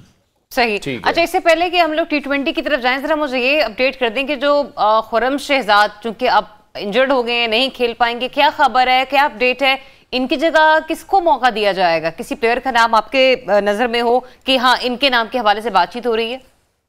अभी खुर्रम शहजाद की जगह फुल फ्लैज जो बॉलर खिलवाने की इनकी जो अभी टीम के अंदर चिमगोइयां चल रही हैं वो हसन अली को लाने की चल रही हैं। अच्छा। और फहीम अशरफ की जगह जो है वो मोहम्मद वसीम जो है फास्ट बॉलर जूनियर, उनको खिलाने की बातें चल रही हैं। सही। अच्छा, जरा T20 की तरफ आ जाते हैं, जिसपे टीम डायरेक्टर मोहम्मद हफीज की स्टेटमेंट आई है। वो जो हम लोग 2 मिनट पहले वर्कलोड के हवाले से बात कर रहे थे, उन्होंने कहा कि न्यूजीलैंड के जो मैचेस हैं उसमें हरगिज सीनियर्स को आराम नहीं दिया जाएगा। इसमें रिजवान है, बाबर आजम है, और बाकायदा तौर पर कहा गया है कि ये मैचेस खेलेंगे। हाँ, 2 मैचेस ऐसे हो सकते हैं जिनमें इन्हें रेस्ट दिया जाए। तो आपको लगता है कि इस कदर वर्कलोड ये सीनियर्स मैनेज कर लेंगे? क्योंकि हमने देखा पहले एशिया कप की सीरीज खत्म होती है, फिर वर्ल्ड कप खत्म होता है, उसके बाद टेस्ट मैचेस शुरू हो जाते हैं। अब T20 शेड्यूल काफी टफ है हमारे प्लेयर्स के लिए, फिर देखिए PSL भी आने वाला है। हाँ ऐसा ही है, मगर वहां पे T20 है, हमारे पास 5, और T20 की गेम ये होती है कि आपने 1.5-2 घंटे के अंदर वाइंड अप कर देना है एक इनिंग्स को, ठीक है। अब वहां पे हमारे पास जो अभी काफी चेमगोइयां ये भी चल रही थी कि जो हमारा लेफ्ट हैंडेड बैट्समैन है जिसने कैरेबियन प्रीमियर लीग के अंदर बड़ा परफॉर्म किया और PSL के अंदर भी खेल रहा है इधर पेशावर ज़ल्मी की तरफ से, वो शायद बाबर के साथ ओपनिंग करेंगे। मगर असल में यहाँ पे मसला ये है कि हम ये नहीं देखते कि जो भी जूनियर प्लेयर जिसको हम खिलाने के लिए लेके जाते हैं उसको थोड़ी सी कंडीशन फ्रेंडली देनी चाहिए, ना कि आप उसको पहले ही मैच के अंदर जब वो डेब्यू करे तो उसको आप न्यूजीलैंड के खिलाफ और एक्सपोज करवा देते हैं, एक्सपोज करवा देते हैं। अब उसके ऊपर एक प्रेशर आ जाता है कि मैंने, अब देखें, अगर आप रिजवान और बाबर के होते हुए ये एक्सपेक्ट करें कि वो नया बच्चा जो आएगा और वो परफॉर्म करेगा और परफॉर्म करने के बाद ऐसे झंडे गाड़ देगा कि इन दोनों को पिछाड़ देगा, तो ये बात बिल्कुल गलत है। परफॉर्म जरूर करेगा मगर उसके ऊपर एक प्रेशर होगा। अगर वो परफॉर्म नहीं करेगा तो ऑब्वियसली जिस तरह शर्जील खान बैठे, जिस तरह अहमद शहजाद परफॉर्मेंस करने के बावजूद बाहर बैठे, बहुत सारे और लड़के बैठे हुए हैं तो उन्हें भी बाहर बिठा देंगे। ठीक है, शुएब शाहीन की बात कर लेते हैं। फॉर्म हम देख रहे हैं उनकी वापस नहीं आ रही है, ऑस्ट्रेलिया जैसी पिचेस पर भी वो परफॉर्म नहीं कर पा रहे। इन फ्यूचर आप किस तरह से देख रहे हैं? अब वो T20 के कैप्टन भी हैं, टेस्ट सीरीज जो अभी ये जारी है वाइस कैप्टन भी उन्हें बनाया गया है। T20 में अगर वो बीइंग कैप्टन होंगे तो फिर वर्कलोड उनके लिए किस तरह से मैनेज होगा? क्योंकि आगे चलकर PSL भी है, आगे चलकर वर्ल्ड कप भी है। देखें, अभी रिसेंटली कल ही अभी प्रेस रिलीज आई है PCB की तरफ से कि हम जो 2 रोजा अभी खेल रहे हैं वहां पे मैच, प्रैक्टिस मैच, उसके अंदर शाहीन को देखेंगे कि बॉलिंग करवाएंगे कि नहीं करवाएंगे। और उन्होंने कल के जो प्रैक्टिस सेशन है उसमें बॉलिंग नहीं करवाई, ताकि वो जब हम उनको बॉक्सिंग डे वाला टेस्ट मैच है उसके अंदर लेके जाएं तो वो एक फ्रेश फील के साथ आए। देखें, अगर तो सिर्फ 3-4 दिन के स्पैन के अंदर ये लोग समझते हैं कि एक बॉलर बिल्कुल फ्रेश हो जाएगा तो ये बिल्कुल गलत बात है। वर्कलोड मैनेजमेंट का चक्कर यही होता है कि आप सीनियर प्लेयर के साथ दूसरे जूनियर प्लेयर्स को लेके जाएं। अगर आप 1 टेस्ट या 2 टेस्ट खेल चुके हैं तो तीसरे टेस्ट में उसको आराम करवा दें, ताकि उसको पता भी हो टक में बैठे हुए कि मैं अपने जूनियर्स को सिखा भी रहा हूँ और खुद वो आराम भी कर रहा है। हमारे पास असल में मसला ये है कि हम देखते हैं कि जो PSL के अंदर परफॉर्म कर रहा है उसको फौरन से जो है ना, इसको कैप्टन बना दो, इसको वाइस कैप्टन बना दो, इसको ये कर दो, उसको। अब फॉर्मेट बहुत डिफरेंट है। फॉर्मेट ये है कि आपने ऑस्ट्रेलिया जैसी तगड़ी टीम के खिलाफ भी खेलना है, आपने न्यूजीलैंड जैसी तगड़ी टीम के खिलाफ भी खेलना है, उसके बाद आपने साउथ अफ्रीका जाना है, साउथ अफ्रीका में तगड़ी टीम के साथ खेलना है। तो ये जितनी टीमें हैं ये तगड़ी टीमें हैं। हमारे पास जो अभी तक पाकिस्तान में टीमें आई हैं वो अनफॉर्चुनेटली B या C ग्रेड की टीमें थी और पिचेस भी पाकिस्तान की थी। हम ओवरऑल परफॉर्म करते हैं और जैसे ही हम अच्छी टीम्स के खिलाफ और अच्छी विकेट्स के ऊपर गए, एक्सपोज हो गए। तो इन चीजों को सारों को ये सारी चीजें मैनेजमेंट ने देखनी है। और मेरा नहीं ख्याल कि मैनेजमेंट में कोई ऐसे प्लेयर हैं जिनको मॉडर्न डे क्रिकेट का नहीं पता, जिनको वर्कलोड का नहीं पता। अच्छा, आप मैनेजमेंट के हवाले से बात कर रहे हैं तो शिव, आपको पता होगा 2 रोज पहले वहाब रियाज ने और कामरान अकमल ने भी प्रेस कॉन्फ्रेंस की थी जिसमें वो ये कहते हुए हमें नजर आए थे कि हम लोगों को बेंच स्ट्रेंथ पर भी काम करना होगा और उसके लिए अगर हमें कुछ नए तजुर्बे करने भी पड़ते हैं तो हम करेंगे। लेकिन ये बताएगा कि इन बड़े मैचेस के अंदर हम लोग टेस्ट लेबोरेटरी की तरह जा सकते हैं कि हम लोग पहले इस पे एक्सपेरिमेंट कर लें, फिर उस पर एक्सपेरिमेंट कर लें। हम अगर पैरेलल देखें इंडिया को तो इंडिया ने अपनी A, B, C, D categorize किया हुए टीमों को, इसलिए आज उनके सीनियर्स रेस्ट कर रहे हैं और बाकी प्लेयर्स खेलते हुए हमें नजर आ रहे हैं। मैं बिल्कुल अच्छा पॉइंट आपने रेज किया कि जो 3 दिन पहले प्रेस कॉन्फ्रेंस हुई है उसके अंदर आपने 5 ओपनर्स को डाल दिया है। सैम अयूब, साहिबजादा फरहान, बाबर आजम, रिजवान और लेफ्ट हैंडेड जो फखर जमान। 5 आप देखें ना, 5 आप ओपनर्स के साथ जा रहे हैं। बेंच स्ट्रेंथ इस तरह थोड़ी बनती है कि 5 ओपनर्स को लेके जाएंगे। अब पांचों जो है ना वो एक दायरे में घूम रहे हैं कि यार जिसने परफॉर्म ना किया हमारे ऊपर तो आके बैठ गया। आल्दो कि आप देखें कि ऑस्ट्रेलिया के अंदर, इवन इंग्लैंड के अंदर, पाकिस्तान के अंदर, श्रीलंका के अंदर बाबर ने और रिजवान ने जो परफॉर्मेंस दिया, मेरा ख्याल नहीं है कि पूरी ओपनिंग पेयर में, पूरी दुनिया की क्रिकेट के अंदर किसी ओपनिंग पेयर ने इतनी दी हो। और 200 रन चेज किए हुए। आपने अगर बेंच स्ट्रेंथ को मजबूत करना था तो एक ओपनर को, फखर जमान को, ये सैम अयूब को रखते, और नीचे जो बेंच स्ट्रेंथ आपको चाहिए थी, मिडिल ऑर्डर में चाहिए थी, फिनिशर चाहिए था, उसको आप स्ट्रॉन्ग करते। अब पता नहीं ये लोग क्या सोचते हैं। मैं अगेन वही बात करता हूँ, क्योंकि ये लोग अभी मॉडर्न डे क्रिकेट खेल रहे थे, मॉडर्न डे क्रिकेट को देख रहे हैं, और इनके रिसोर्सेज भी हैं वहां तक जाने के लिए, मगर टीम को सिलेक्ट करते हुए पता नहीं है क्या सोचते हैं। मेरी तो समझ से बिल्कुल बाहर है। ठीक है, लेकिन अभी आप किस तरह से देख रहे हैं पॉलिटिक्स को? हम बिल्कुल भी नजरअंदाज तो नहीं कर सकते पाकिस्तान क्रिकेट बोर्ड में, और ये मामला बहुत देर से अब चलते आ रहे हैं। जिस तरह से फिर वो तैनाती होती है, चेयरमैन पीसीबी कह लें, मैनेजमेंट चेयरमैन पीसीबी कह लें, जो भी उनको ओहदा मिल जाता है, अभी वो भी कंफर्म होगा इलेक्शंस के बाद कि कौन रहेगा कौन जाएगा। तो वो जो टीम के अंदर एक पॉलिटिक्स हम देख रहे हैं, वो आपको लग रहा है अभी भी कंटिन्यू कर रही है? इमाम पर बड़ी तनकीद हुई वर्ल्ड कप में भी, अभी फिर वो टेस्ट टीम का हिस्सा हैं, फिर परफॉर्म नहीं कर पाए। देखें, अगर तो आप पॉलिटिक्स की बात कर रहे हैं तो अभी पिछले दिनों एक ऑडियो लीक हुई थी जी। एक निजी चैनल के जो रिपोर्टर थे उन्होंने लीक की थी। तो उसके अंदर भी आप सुने तो वो यही कह रहे हैं कि ये 2 साल से परफॉर्म नहीं कर रहा, वो 1 साल से परफॉर्म नहीं कर रहा, वो उसका दोस्त है, वो उसका दोस्त है। तो इसका मतलब ये है कि ये क्रिकेट जो है वो घरों में डिस्कस जरूर होती है, टॉप हायरार्की में। ऑब्वियसली जब वो घरों में डिस्कस होती है तो फिर वो उसका एक इम्पैक्ट भी होता है, और एक जो जहन में चीज बन जाती है या कोई क्लिक अड़ जाता है आपके कि यार ये 9 प्लेयर्स को एक बंदा मैनेज कर रहा है, वो मोनोपोली करता है, वो कहता है कि जनाब इस टीम को खिलाओ, इस टीम को ना खिलाओ। अब तो पर हट गया, तो अब आपने इमाम को क्यों नहीं निकाला? आपके पास तो चांस था ना, अपने इमाम को निकाल देते हैं। मगर अगेन वही बात है कि जब इमाम को निकालेंगे तो डालेंगे किसको ऑस्ट्रेलिया के खिलाफ? परफॉर्म करना ना करना एक अलग बात है, मगर बात ये होती है कि जब आपने फुल स्ट्रेंथ लेके जानी होती है तो आपने किसी ना किसी को चांस जरूर देना होता है। अब चांस देने के लिए आपने एक मेजरमेंट देखनी होती है कि यार ये टेस्ट है, ये वनडे है, ये इसमें ये फिट हो सकता है, इसमें ये हो सकता है, इसमें ये हो सकता है। इंडिया क्या करता है? आज इंडिया और साउथ अफ्रीका में खेलने गया हुआ है, उन्होंने 2-1 से रात सीरीज जीती है। अच्छा, क्विकली एक कमेंट दे दे क्विकली एक शुएब के शाहीन अच्छा परफॉर्म हमें अभी करते हुए नजर नहीं आ रहे। वर्ल्ड कप में भी कोई अच्छी परफॉर्मेंस नहीं थी, और अभी भी इन टेस्ट मैचेस में भी लग रहा है आपको आगे चलकर फर्स्ट क्लास क्रिकेट खेलते हुए हमें नजर आएंगे। देखिए, फर्स्ट क्लास के लिए इन लोगों के लिए तो प्रॉब्लम है। इन लोगों के लिए प्रॉब्लम यह है कि ये अथी हुए हैं पाकिस्तान टीम की तरफ, और वो हटने का नाम ही नहीं लेते। जब हटने का नाम नहीं लेते, तीनों फॉर्मेट खेलेंगे तो उनके पास फर्स्ट क्लास खेलने के लिए चांस ही नहीं है।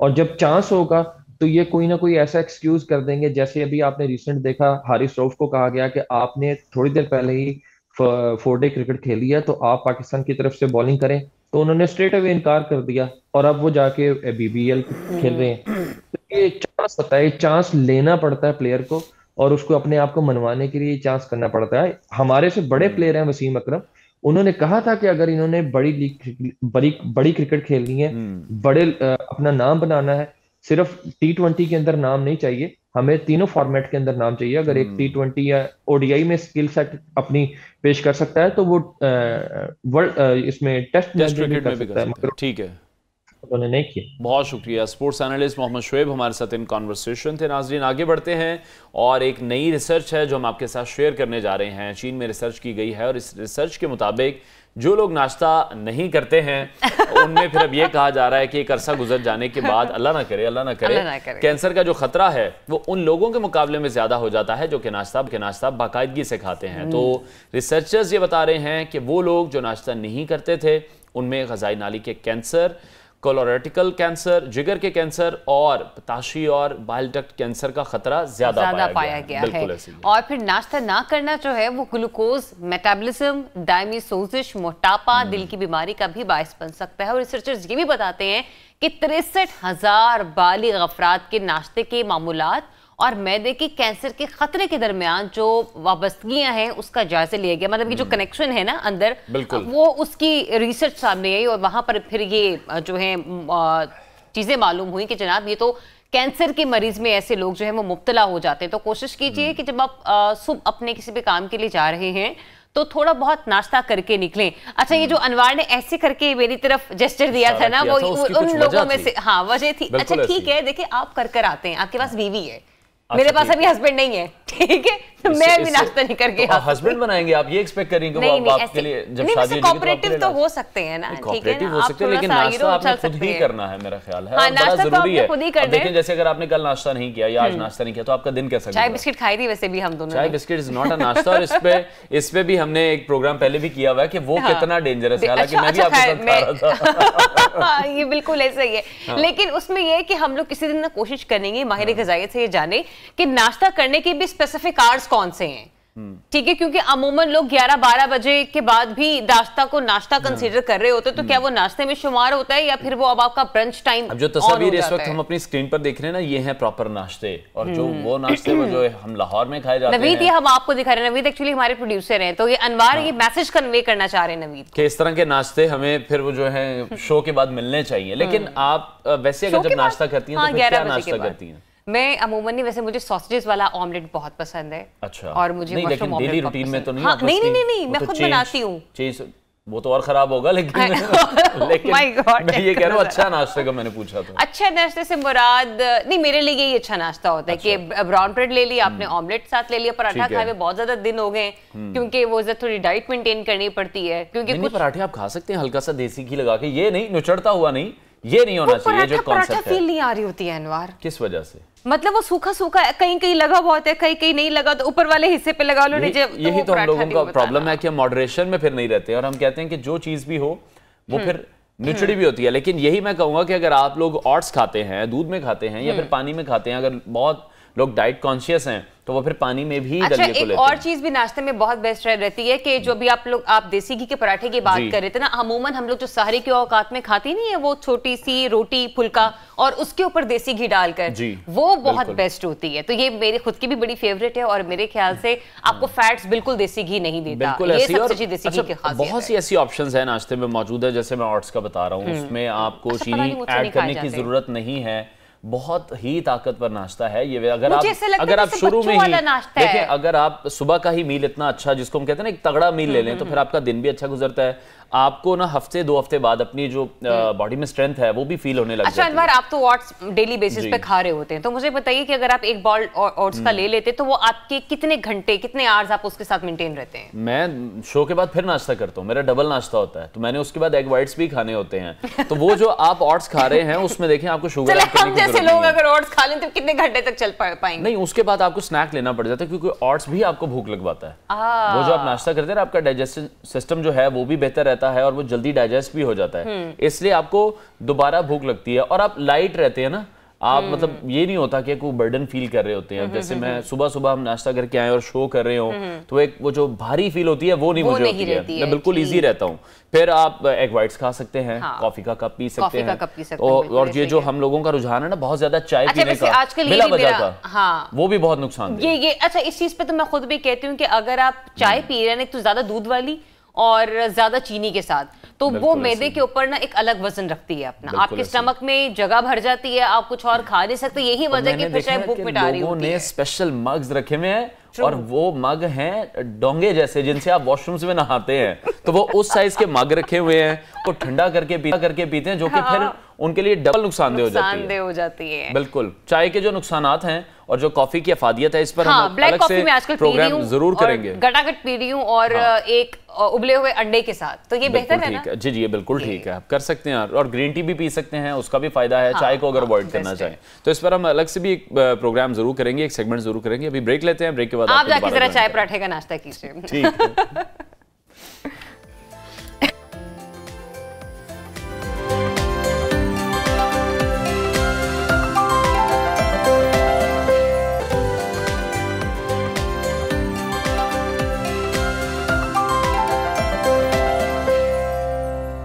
वेलकम बैक वंस अगेन, आप देख रहे न्यू पाकिस्तान। और पाकिस्तान के हवाले से बात करें तो इस वक्त आम इंतखाबात हर किसी की जबान पर है कि आम इंतखाबात में कौन सी पार्टी ताकतवर सबसे ज्यादा साबित होगी और किस पार्टी की हुकूमत होगी। लेकिन एक ऐसी जमात जो कि मुस्तकबिल में ही कह लीजिए कि हमें बढ़ती हुई नजर आ रही है, उसके बारे में ये कहा जा रहा है कि इलेक्टेबल्स की जमात है और ये इलेक्टेबल्स किसी बड़ी जमात के साथ इत्तेहाद भी कर सकते हैं। मैं बात कर रही हूँ IPP के हवाले से और उन्हीं के जो रहनुमा हैं वो आज हमारे साथ शामिल गुफ्तगू होंगे। सीनियर रहनुमा फैजुल हसन चौहान साहब हमें ज्वाइन कर रहे हैं, उन्हें शामिल गुफ्तगू करते हैं। अस्सलाम वालेकुम and very good morning Faizul Hasan Chauhan साहब। सर जी, क्या मामलात नजर आ रहे हैं IPP के नून लीग के साथ इत्तेहाद कितनी सीटों पर होगा, क्योंकि ये ऊंट अभी किसी करवट बैठता हुआ हमें नजर नहीं आ रहा, आम इंतखाबात से पहले या आम इंतखाबात के बाद? बिस्मिल्लाहिर्रहमानिर्रहीम। एक तो अपनी फिलॉसफी की और अपने इंट्रो की थोड़ी सी तस्दीक कर लें कि आज के दिन लोगों की तवज्जो आम इंतखाबात की तरफ नहीं है, बल्कि आज के दिन पाकिस्तान की आवाम की तवज्जो खास इंतखाबात की तरफ है। जो खास इंतखाबात सो कॉल्ड जाली, स्यूडो, फेक इंट्रा पार्टी इंतखाबात हुए थे, आज उसके हवाले से इलेक्शन कमीशन ने फैसला देना है। तो तस्हीह कर लें कि आज के दिन आम इंतखाबात की तरफ लोगों की तवज्जो नहीं है, खास इंतखाबात। चौहान साहब, ये आपका जाती ख्याल हो सकता है बिल्कुल, लेकिन अभी लोगों का जो फोकस है जी जी ये जाती ख्याल नहीं है। आज आप तो मुखालिफिन के जख्मों पर नमक छिड़क रहे हैं।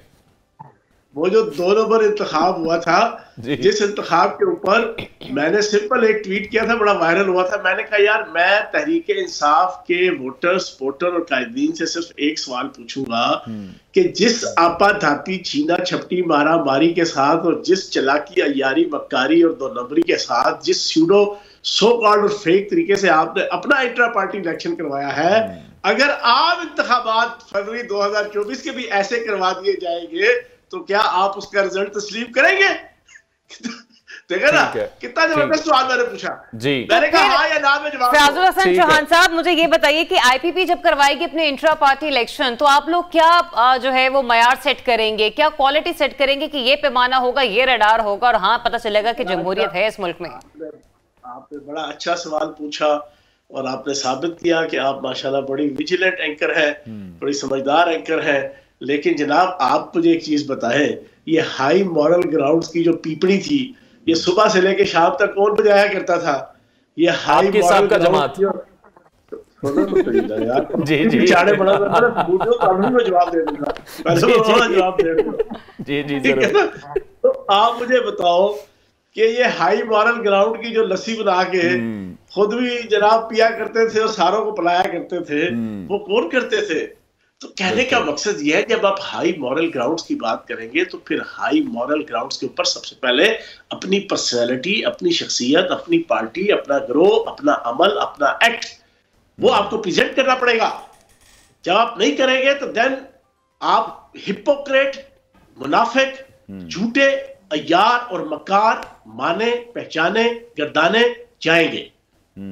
हाँ जी, और तुम पूछो भाई। जी जी, अब हम आते हैं जरा आपके पहले ही सवाल पर, सीट एडजस्टमेंट के हवाले से, क्योंकि बातें यही की जा रही थी कि फैसिलिटेट करने के लिए नून लीग को इस्तेहकाम पाकिस्तान पार्टी बनाएगी, और ये हम नहीं, ये बिलावल भुट्टो ज़रदारी कह रहे हैं। तो उसी पर मैं आपका कमेंट चाहूंगा कि जो सीट एडजस्टमेंट है उस हवाले से इंतखाबात से पहले बात हो जाएगी।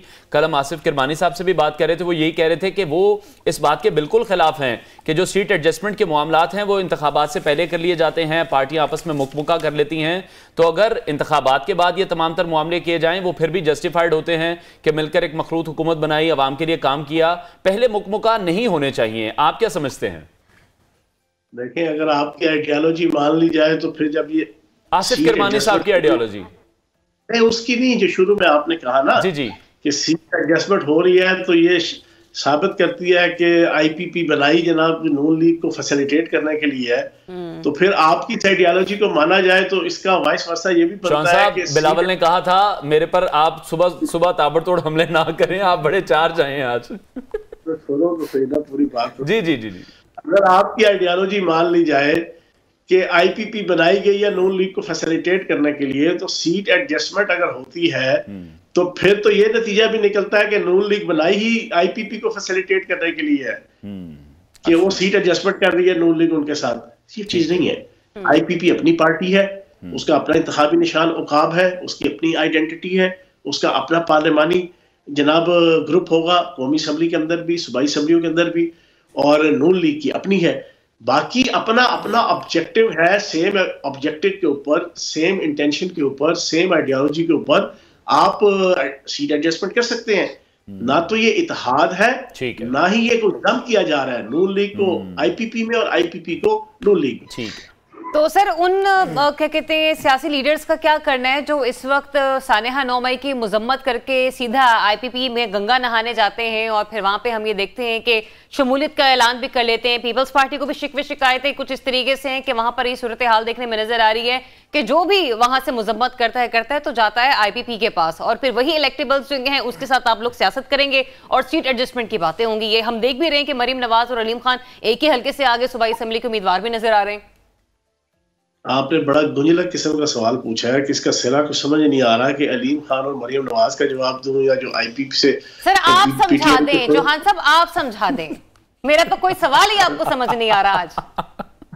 समझाता हूँ सब्र का ना जाना, इंशाल्लाह तशफ़ी होगी, आपकी आत्मा को शांति मिलेगी। ठीक है ना। अगर सुनो, बात यह है कि बताए किधर गया वो फरूक हबीब साहब, किधर गया उस्मान डार साहब, आए थे बज़ाहिरन आईपीपी में, लेकिन वो उनके जनाब इश्तिहारी भी करार हुए हैं और उनके पीछे पुलिस भी लगी हुई है।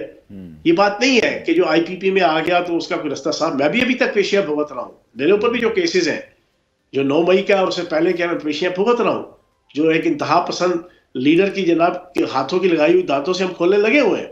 ये बात नहीं है कि जो आईपीपी में आ गया तो बिल्कुल नीट एंड क्लीन और साफ होकर घर जाके बैठ गया। तो एहतसाब का कद्दू कटेगा, सब में बटेगा। तो ये जो हम इस्तेमाल हुए हैं और इस्तेमाल होने पे जो पर्चे हुए हैं वो भुगतने तो पड़ेंगे।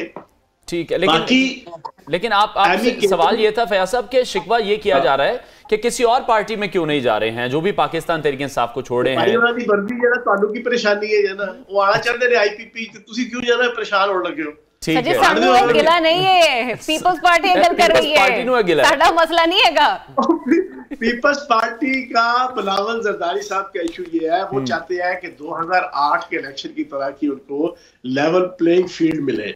जब मौजूदा अमेरिकी सदर जो बाइडन और साबका वजीर खारजा जॉन कैरी दोनों पाकिस्तान में बैठे हुए थे, 18 फरवरी को इलेक्शन हो रहा था 2008 में, दोनों बैठे हुए थे इस्लामाबाद में पहरा देने के लिए कि काफ लीग इलेक्शन ना जीते, पीपल्स पार्टी इलेक्शन जीते और पीपल्स पार्टी का वजीर आजम बने। तो कहने का मकसद ये, अब वैसा लेवल प्लेइंग फील्ड तो नहीं मिल सकता ना। ठीक है, तो चौहान साहब अगर आईपीपी के हवाले से बात कर रहे हैं, सूबाई असेंबली की अच्छी सीटें जीत जाते हैं तो ऑब्वियसली आप लोगों का भी इस पर फोकस होगा कि जो भी जमात आती है इक़्तिदार में या आप लोग आते हैं, पंजाब की वजारत आला के हवाले से भी बड़ी बातें चल रही हैं, उस पर आईपीपी क्या स्टांस है? क्योंकि मुस्लिम लीग नून की तरफ से हमने देखा कैप्टन सफदर ने कहा कि अगर इंतखाबात जीतेंगे तो मरीम नवाज ही वजीर आला होंगी पंजाब की। अच्छा, इस तरह है कि अब मैं प्योर प्रोफेशनल बात करूंगा जी। असल में इन इंतखाबात के अंदर आजाद उम्मीदवारों का भी एक बड़ा वाइटल रोल होगा और बहुत बड़ी तादाद होगी जो कौमी और खुसूसन सूबाई असेंबली पंजाब के अंदर आजाद उम्मीदवार इलेक्शन जीतेंगे। अब उसके बाद देखना होगा कि वो आजाद उम्मीदवारों का रुख कौन सी पार्टी की तरफ होता है। सपोज 100 आजाद उम्मीदवार आ जाते हैं, अब उसमें से 60 आईपीपी की तरफ आ जाते हैं तो आईपीपी का जी। अब जब आजाद उम्मीदवार जिस टहनी पे बैठेंगे, जिस शाख पे बैठेंगे, जिस पार्टी पे जाएंगे, जिस पार्टी में अपना मस्कन बनाएंगे, उस पार्टी का फिर जो नंबर गेम होगी उसकी बुनियाद पे फिर तय हो जाएगा कि आईपीपी का वजीर आला या नून लीग का वजीर आला, फिर कौन वजीर आला वो भी उसके बाद तय होगा। तो ये आजाद उम्मीदवार जो है ये सबसे अहम होंगे इलेक्शन के बाद, उसके बाद फैसला होगा कि कौन वजीर आला हुआ। ये आप खबर दे रहे हैं हमें, ये तज्जिया दे रहे हैं, ये कुछ खुद की ख्वाहिश है ये आपकी? जो मैं दे रहा हूँ ना इसको नोट करके रख लेना जरा आप साहिबा। ठीक है, नोटेड जी, नोटेड। जो 8 फरवरी तो लेके ना जी जी सुने 8 फरवरी तो लेके 8 मार्च के दरमियान ਅਸੀਂ फिर प्रोग्राम करांगे तो फिर सोचो विचार करांगे कि इंशाल्लाह। चले फिर एक ये खबर भी दें, तज्जिया भी दें हमें कि दुआ है हमारी कि आप भी अपने हल्के से जीतें, ठीक है, और आगे चलकर अगर नून लीग की तरफ से मरीम साहिबा वज़ीर आला पंजाब होती हैं और ऑफर होती है आपको उनकी कैबिनेट में काम करने की, तो करेंगे आप काम, मतलब होंगे उस काबीना का हिस्सा? देखिए, मैं पिछले 6 महीने से एक आइडियोलॉजी दे रहा हूँ लोगों को, बार बार दे रहा हूं, 300 स्टॉक शो कर चुका हूं, उसमें प्रेस कॉन्फ्रेंस में, क्या वो बंदा सियासतदान ही नहीं हो सकता और वो जमात सियासी जमात ही नहीं हो सकती जो 4 चीजों के ऊपर कंप्रोमाइज ना कर सके। जाती मफाद, पार्टी का मफाद, आवाम का मफाद और मुल्क का मफाद। इन 4 मफादात के ऊपर जो सियासतदान झुक नहीं सकता, कोऑर्डिनेट नहीं कर सकता, कोऑपरेट नहीं कर सकता, कोऑर्डिनेट नहीं कर सकता, टेबल टॉक नहीं कर सकता, बाहमी तौर पर इस तरह हो के शीरो शुक्र नहीं हो सकता, वो सियासतदान ही नहीं है, वो सियासी पार्टी नहीं है। एक बात तो बड़ी क्लियर। दूसरी चीज, मैंने आईपीपी की तरफ से अल्लाह पाक के फजलो करम से, नबी पाक के सदके, अल्लाह पाक करम करे मैं इंशाल्लाह मुंतखब होता हूं, मैं कैबिनेट में अगर सपोज आता हूं, तो मैंने आईपीपी की तरफ से आना है, मैंने आईपीपी की तरफ से आना है। ठीक है, ठीक है। चौहान साहब, अब मंशूर की बात कर लेते हैं। इस्तेकाम पाकिस्तान पार्टी के हवाले से हम बहुत से जगहों पर सुन रहे हैं, अलीम खान भी ये कहते दिखाई दे रहे हैं 300 यूनिट तक फ्री दिए जाएंगे, 50 से 55 हज़ार जो आम मजदूर है, आम इंसान है, उसकी फिर तनख्वाह की जाएगी। इस मैनिफेस्टो जो है, इसको आप किस तरह से समझ रहे हैं? इम्प्लीमेंट करना इतना आसान होगा? देखिए जी, आप मुझे बताएं, ये सवाल कभी पूछा कि 2018 के अंदर लंबी लंबी जनाब बोंगियां मार रहे थे हमारी लीडरशिप कि 50 लाख जनाब घर बनाएंगे, 1 करोड़ नौकरियां देंगे, तो और जनाब इस बात का क्या मकसद है कि आप लोग भी वैसी बातें कर रहे हैं? तो बीच में टोक देते हो, सारा मजा सर, साथ में थोड़ा मजा लेने दो। पूरा सुन लो। जी जी जी जी, एक मोमेंटम के अंदर बात पता करने लगता है, आप लोग बीच में अपना जरा ओके प्लीज। अच्छा, जब उस वक्त वो कहा करते थे कि मीनारे पाकिस्तान से मुर्गे मुसल्लम उछल उछल के गरीब आवाम के मुंह में गिरेंगे, जी जी, जब वो कहा करते थे जनाब रावी के अंदर जनाब शहद जनाब बहेगा, चिनाब के अंदर दूध बहेगा और जनाब सुतलज के अंदर जनाब आपकी कच्ची लस्सी जनाब बहेगी, जब वो कहा करते थे जनाब के जो खेत है पाकिस्तान के, वो पीटीआई के इक़्तिदार में आने के बाद वो जनाब सोना उगलेंगे, चांदी उगलेंगे, हीरे जवाहरात जनाब बरामद हुआ करेंगे। जी जी, उसको नहीं किसी ने पूछा। सर, उस टाइम भी हम यही कहते थे कि ये कहानियां सुनाई जा रही हैं। हाँ, अभी और एक अरसे तक तो आप भी वज़ीर इत्तलात रहे हैं, सूबाई वज़ीर इत्तलात, आपने भी ऐसी प्रेस कॉन्फ्रेंस बेशुमार की हैं। परवीन शाकिर याद आती है, बात तो सच है मगर बात बिल्कुल ऐसे ही है। ठीक है जी जी। बात ये है, हमने कोई भी अनरियलिस्टिक एक मैनिफेस्टो पेश नहीं किया। अब आप पूछेंगे किस तरह? देखें, सैकड़ों अरब रुपया है जो रियासत पाकिस्तान पिछले 15 साल से कभी Benazir Bhutto income support programme के नाम पे और कभी एहसास प्रोग्राम के नाम पे वो पाकिस्तान की आवाम को भिखारी बनाने के लिए इस्तेमाल कर रही है। 2000, 4000, 5000, 2000, 3000, 4000 मंथली दे के भिखारी बनाया हुआ है, और वो सैकड़ों अरब रुपए वो कुछ करप्शन और कुछ इस तरीके से जाया हो जाते हैं। हमने उन सैकड़ों अरब रुपए को यूटिलाइज करना है सिंक्रोनाइज्ड वे में, ऑर्गेनाइज्ड वे में, एक स्पेशल तरीके से, एक सिस्टमेटिक तरीके से, और ये सारी चीजें हमने हासिल कर लेनी है। ठीक हो गया। चौहान साहब, एक और सवाल है बानी पीटीआई के हवाले से। तोशाखाना केस का फैसला हमने देखा, उस वजह से अब वो इलेक्शन अमल से भी दूर हो चुके हैं। 9 मई की बात करें, साइफर केस की बात करें, ये फैसले भी अभी आने हैं। बानी पीटीआई के साथ अब बहुत वक्त आपने भी गुजारा है, बड़ी एफिलिएशन आपकी रही है। आज जिस सिचुएशन में वो हैं, अफसोस होता है आपको उनके लिए कि ये सब नहीं होना चाहिए था, या फिर उन्होंने जो कुछ किया वो उन्हें नहीं करना चाहिए था? मुझे तो इतना अफसोस होता है कि एक शख्स ने अपना गम और गुस्सा, अपना इक़्तिदार से उतरना, अपनी करप्शन और अपनी बीवी की और अपने दाएं बाएं बहनों की और अपने इर्द गिर्द के लोगों की करप्शन को बचाने के लिए, छुपाने के लिए, उससे बैकआउट करने के लिए पूरी रियासत को दांव पे लगा दिया, पूरी पाकिस्तान की इज्जत वकार और डिग्निटी को दांव पे लगा दिया, पूरी अपनी पार्टी को दांव पे लगा दिया। हजारों खानदान तबाह है जनाबे वाला, हजारों खानदान, आपको नहीं पता, आप यकीन जाने, मैं तो इस क्राइसिस से गुजरा हूं और गुजर भी रहा हूं। हजारों खानदान है जिनके चूल्हे बंद हैं, जिनके प्यारे जेलों में हैं, जिनकी माएँ बहनें बेटियां, जिनके बुजुर्ग जेलों में हैं, और बाकी जो माएँ बहनें बेटियां और बुजुर्ग हैं वो कचहरियों में और थानों में खज्जल होती फिर रही है, और पूरा कुछ तबाह बर्बाद कर दिया, मुल्क तबाह कर दिया, मुल्क दिवालिया होने के करीब कर दिया। अफसोस होता है, क्यों नहीं होता? हम अपने शौक से तो नहीं हमने आईपीपी बनाई, हम 17 साल से कुर्बानियां दे रहे थे।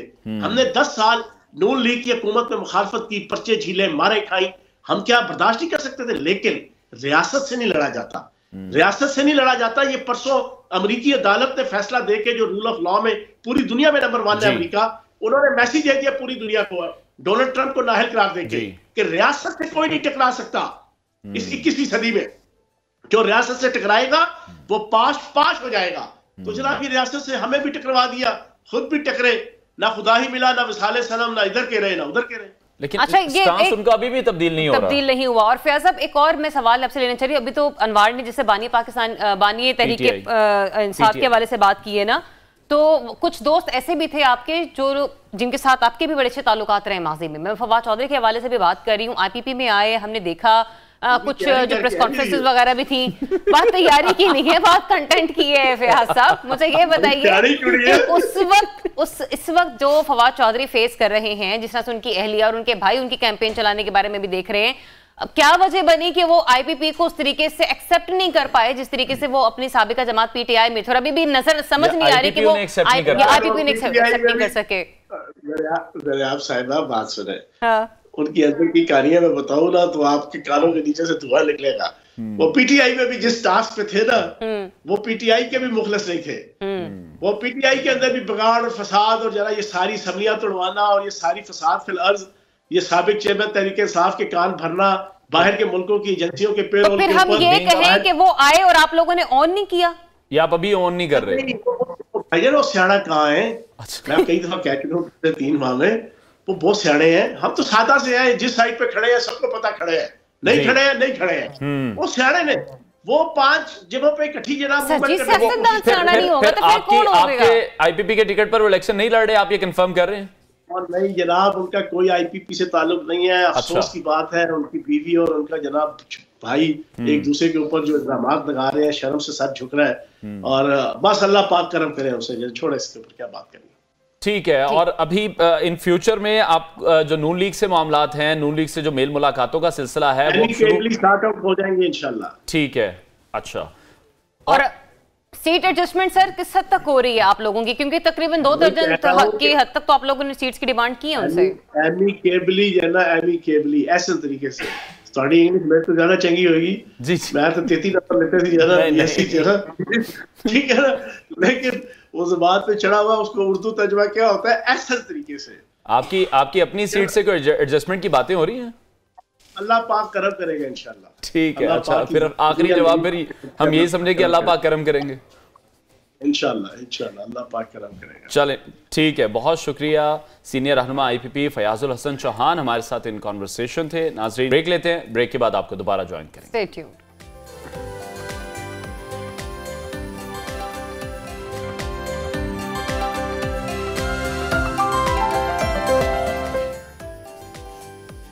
वेलकम बैक जी। आप देख रहे हैं पाकिस्तान और हमारा ये सेगमेंट होने जा रहा है बड़ा ही खास, क्योंकि पाकिस्तान का 48% हिस्सा एक ऐसा है जो कि एक ऐसी मदर लैंग्वेज बोलता है जिसमें खासी मिठास पाई जाती है। बोलने का तरीकाकार थोड़ा मुख्तलिफ हो सकता है, लेकिन मैंने अपने बड़ों से भी कहते हुए सुना है कि पंजाबी बड़ी मीठी जबान है। तो पंजाबी न सिर्फ एक मीठी जबान है बल्कि कदीम जबान भी है, और इसके सकाफती और तहजीबी रिश्ते अपनी धरती के साथ बेहद मजबूत और गहरे हैं।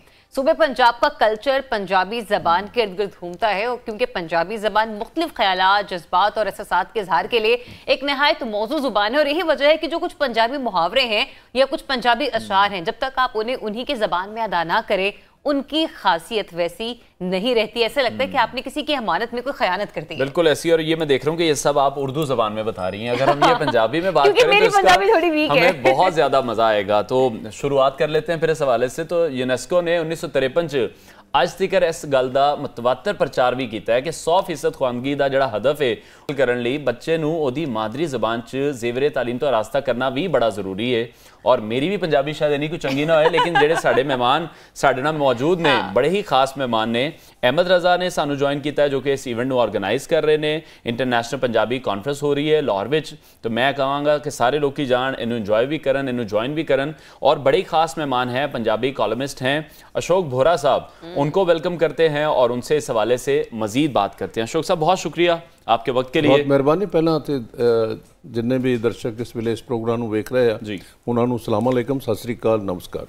चलें जी, ज़बरदस्त। पंजाबी एक वड्डी आलमी ज़ुबान हैगी है और इसमें हम देख रहे हैं कि बैनुल-अक़वामी सतह पर भी इसको बड़ा अच्छा समझा जाता है, बोलिया भी जाता है, लेकिन यह अशराफिया की ज़बान नहीं बन पाई है। यह तुहानू की लगता है मसला क्यों होया? क्योंकि बहुत लोग ऐसे हैगे ने जिहड़े पंजाबी ज़बान बोलण वाले हैगे ने, लेकिन वो बहुत से लोगों सामने नहीं बोलते, वो अपने आप को डीग्रेड क्यों फील करते हैं?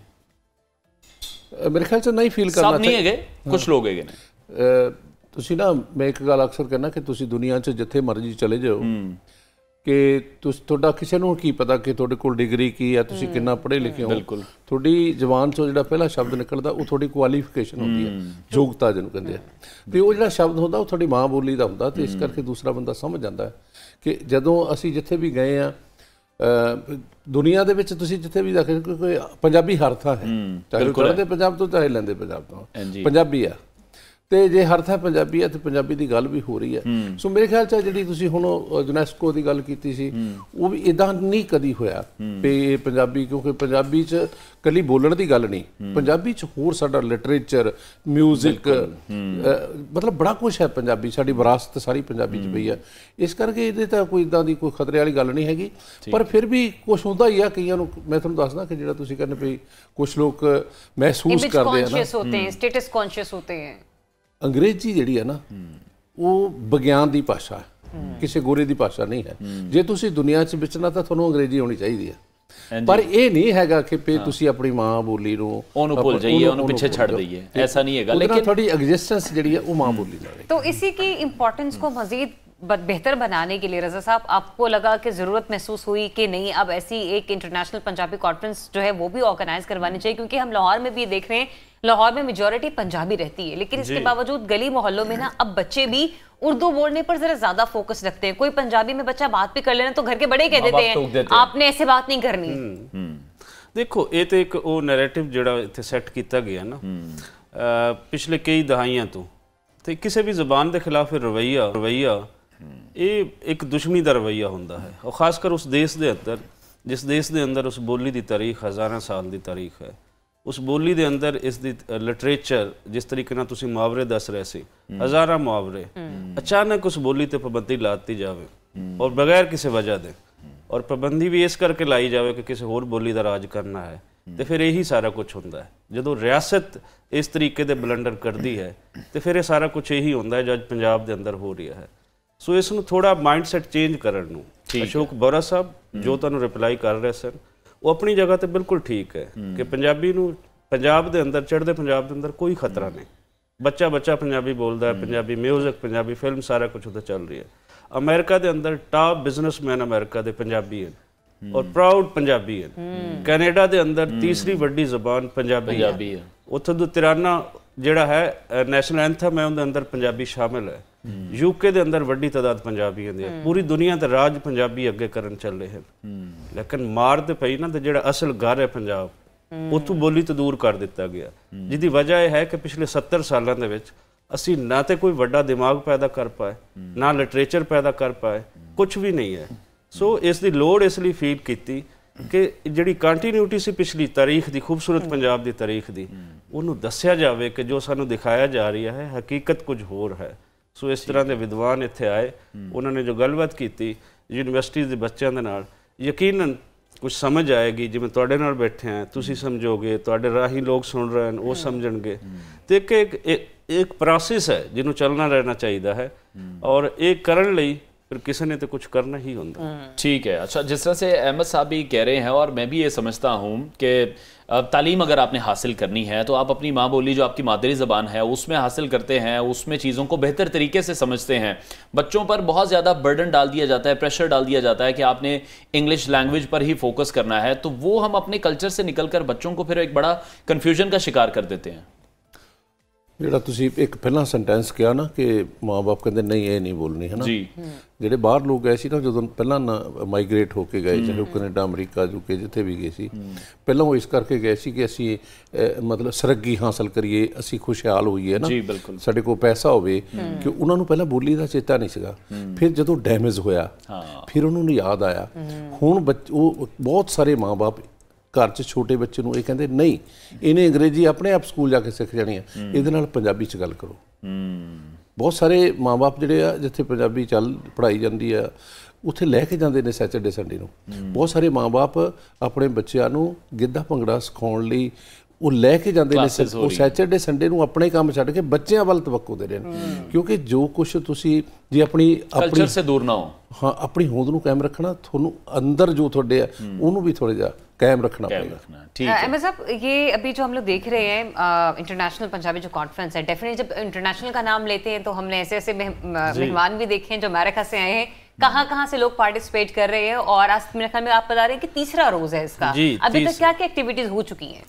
बिल्कुल अज तीसरा और आखिरी दिन है और लोग जो आए हैं उनके अमेरिका तो साढ़े दोस्त आए, कैनेडा तो आए, यूके तो आए, आस्ट्रेलिया तो आए और जर्मनी तो दोस्त आए, बाकी सारे तो जोड़ा है पाकिस्तान तो हैं वड्डे उगे पंजाबी दानश्वर मुस्तनसर तारड़ जे लोग इस कॉन्फ्रेंस का हिस्सा रहे। सुहेल अहमद अजीजी साहब इस कॉन्फ्रेंस का हिस्सा हैं, कल साढ़े नाल सन। सुहेल वड़ाई साहब साढ़े नाल सन, अजमल जामी साहब साढ़े नाल सन।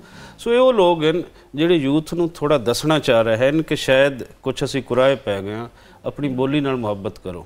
बोली दे अंदर सारा कुछ होंदा है, तुहाडी तारीख तुहानूं दूसरी बोली नहीं दस सकती।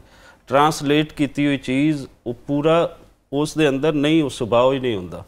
सो यही असी दसी जा रहे हैं और अज तीसरा दिन है। ये अंदर जो असी कर रहे हैं, एक तो डिस्कशन पैनल्स हैं, दूसरा असी जिस तरीके की एक्टिविटीज़ होंदियां हैं, कॉन्फ्रेंसिस होंदियां हैं, वो अंदर बहुत ज़्यादा ना इंटलैक्चुअल दा पहलू होंदा है। गलबात हुई जा रही है तुहाडे ते ज़रूरी है, फ़र्ज कर दिता जाता है, डिक्टेट कर दिता जाता है कि पूरा दिन तुसी वो पेपर्स पढ़ने नूं सुनना है। तो असी इंज नहीं कीता, लोगों को हल्की सी एंटरटेनमेंट प्रोवाइड प्लस गल भी सुनाई जाओ ते नाल थोड़ा भंगड़ा भी पवाई जाओ, परफॉर्मेंसेस भी हैं, ते फिर कोई काम बेहतर हो जाएगा। सो ये कल्चर और जिहड़ी है इहदे नाल इंटलैक्चुअल डिस्कशनस वो इहदे विच सारा वो इकट्ठे असीं कीता है। फिर सारा कीता किस लई? यूथ लई कीता। 10 यूनीवर्सिटियां 10 तो प्लस यूनीवर्सिटियां दे यूथ दे कंपीटीशन रखे, पंजाबी तकरीरां दे रखे, क्विज़ प्रोग्रामिंग रखे, ਤਾਂ ਜੇ ਇਹਨਾਂ ਮੁੰਡਿਆਂ ਨੂੰ ਇਹਨਾਂ ਕੁੜੀਆਂ ਨੂੰ ਦੱਸਿਆ ਜਾਵੇ ਕਿ ਤੁਸੀਂ ਪੰਜਾਬੀ ਹੋ, ਤੁਸੀਂ ਐਵੇਂ ਨੱਸੇ ਫਿਰਦੇ ਹੋ। ਸੋ ਮਾਣ ਕਰੋ ਆਪਣੇ ਤੇ ਫਖਰ। ਪੰਜਾਬ ਉਹ ਖਿੱਤਾ ਹੈ ਜਿਹਨੇ ਦੁਨੀਆ ਨੂੰ ਖਵਾਇਆ। ਪੰਜਾਬ ਦੇ ਮਾਡਰਨ ਦੌਰ ਦੀ ਸਭ ਤੋਂ ਵੱਡੀ ਯੂਨੀਵਰਸਿਟੀ ਪੰਜਾਬ ਦੇ ਹੈ। ਪੰਜਾਬ ਦੀ ਜਿਹੜੀ ਅੱਜ ਅਸੀਂ ਐਕਸਪੋਰਟ ਤੇ ਉਹਨਾਂ ਤੇ ਅਸੀਂ ਫਖਰ ਕਰਦੇ ਹਾਂ। ਸਾਡੀਆਂ ਆਪਣੀਆਂ ਯੂਨੀਵਰਸਿਟੀਆਂ ਜਿਹੜੀਆਂ ਨੇ ਇੱਥੇ ਗੰਦਾਰਾ ਸਿਵਲਾਈਜੇਸ਼ਨ ਦੇ ਅੰਦਰ ਜਿਹੜੀਆਂ ਹੈ ਜੀ, ਤੇ एक वड्डी गेम जिहड़ी सी ना वो खेडी गई। उस गेम नूं एक्सपोज करन दी लोड़ है, अपनी धरती नूं इस दी पहचान बनाने दी लोड़ है। तो सारा कुछ इस दे अंदर ऐसे शामिल। तो ये इवेंट कब तक चल रहा है और पार्टिसिपेशन के लिए या फिर इवेंट देखने के लिए क्या तरीक़ाकार है, वो भी मैं चाहूँगा आप ज़रूर बताएं। इहदा बिल्कुल एंट्री फ्री है, सारे लोग आन और अज इहदा लास्ट डे चल रहा है। असी भी इत्थों उठ के ते उत्थे ही जा रहे हैं। अच्छा, तो तुसी भी आओ ते बाकी सारे लोगों को भी बुलाओ। जरूर अशोक साहब से मैं बिल्कुल उनसे भी ये पूछना चाहेंगे, इंटरनेशनल पंजाबी कॉन्फ्रेंस अब ये जो हो रही है आप क्या देख रहे हैं? जिन मकासद के लिए हो रही है उसको अचीव कर लिया जाएगा, मजीद किस तरह से इसमें बेहतरी लाई जाएगी? देखो जो असी परसों तो देख रहे हैं ना, ये आमतौर पर बहुत सारे लोग ना डिस्कशन च जा हो रहा है वो इन्वॉल्व नहीं होंगे, सब बोरिंग फील करते कई बारी। पर जिहड़ा इत्थे मैं देखा, चाहे ਜਿਹੜੇ बाहर ਨੂੰ डेलीगेट आए ने चाहे तो लोकल ने, वो गल नूं कंसनट्रेट होकर सुन रहे हैं बड़े ध्यान नाल। वो कोई हिल जुल नहीं हो रही, कोई बोल नहीं हो रहा। इसका मतलब जो गल किसी इन्नी ध्यान नाल सुनी जाती है उसका कुछ ना कुछ तो रिजल्ट चंगा इंपैक्ट आंदा है।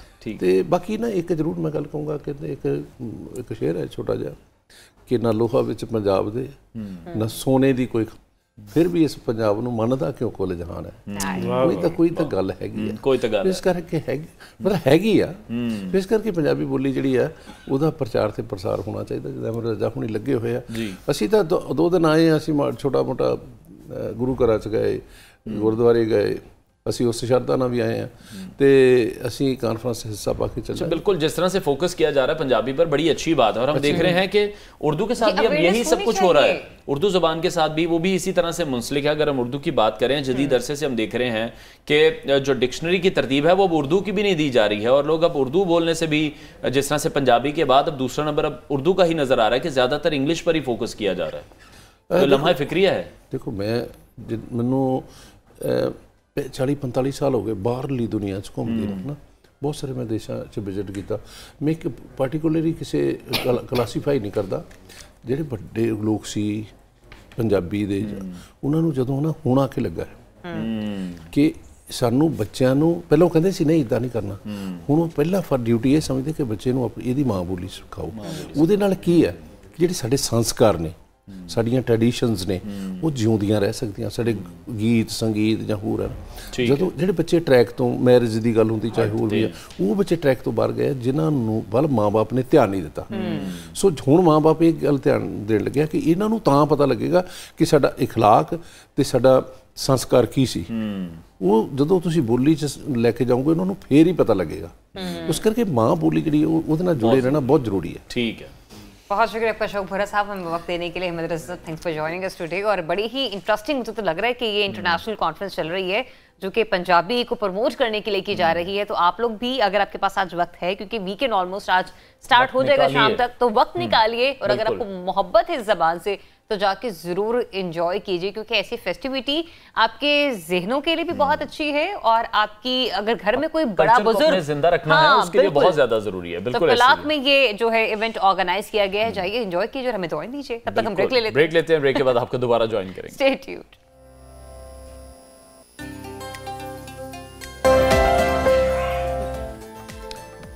Welcome back. इंटरनेट के बढ़ते रुझान के साथ ई कॉमर्स अपनी इंतहाओं को छू रहा है। लेन देन हाथों हाथ हो या फिर ऑनलाइन, अब कस्टमर चॉइस किसी भी एक जगह या मुल्क तक महदूद नहीं रही है। जितनी आसानियां हो चुकी हैं और अब सिर्फ ऐसी मसनूआत और आलात ही अपना वजूद बरकरार रख पाएंगी जो कि सारिफ के दिल को पसंद आएंगी। जैसे पिज़्ज़ा खरीदने के लिए अब घर से निकलना नहीं पड़ता, इसी तरह टैक्सी या बाइक भी एक कॉल पर आ चुकी है। तो ये तमाम फैसिलिटीज़ हमें मतलब फोन पर ही अवेलेबल हो चुकी बिल्कुल है सही। और पाकिस्तान में भी ई कॉमर्स का जो कारोबार है वो तेजी से फैल रहा है और इसकी बड़ी वसी गुंजाइश अभी भी पाकिस्तान में मौजूद है। इनफरादी सतह पर लोग बड़ी तेजी से अपना कारोबार जो है वो डिजिटल मार्केट पर शिफ्ट कर रहे हैं। और ऐसे में सुहेल तारिक, जो कि जनूबी पंजाब जैसे पसमानदा इलाके से ताल्लुक रखते हैं, ई कॉमर्स के माहिर जो खवातीन हैं उनकी स्किल और एम्प्लॉय जो सेफ्टी पर खुसूसी तौर पर काम करते हुए हमें नजर आ रहे हैं।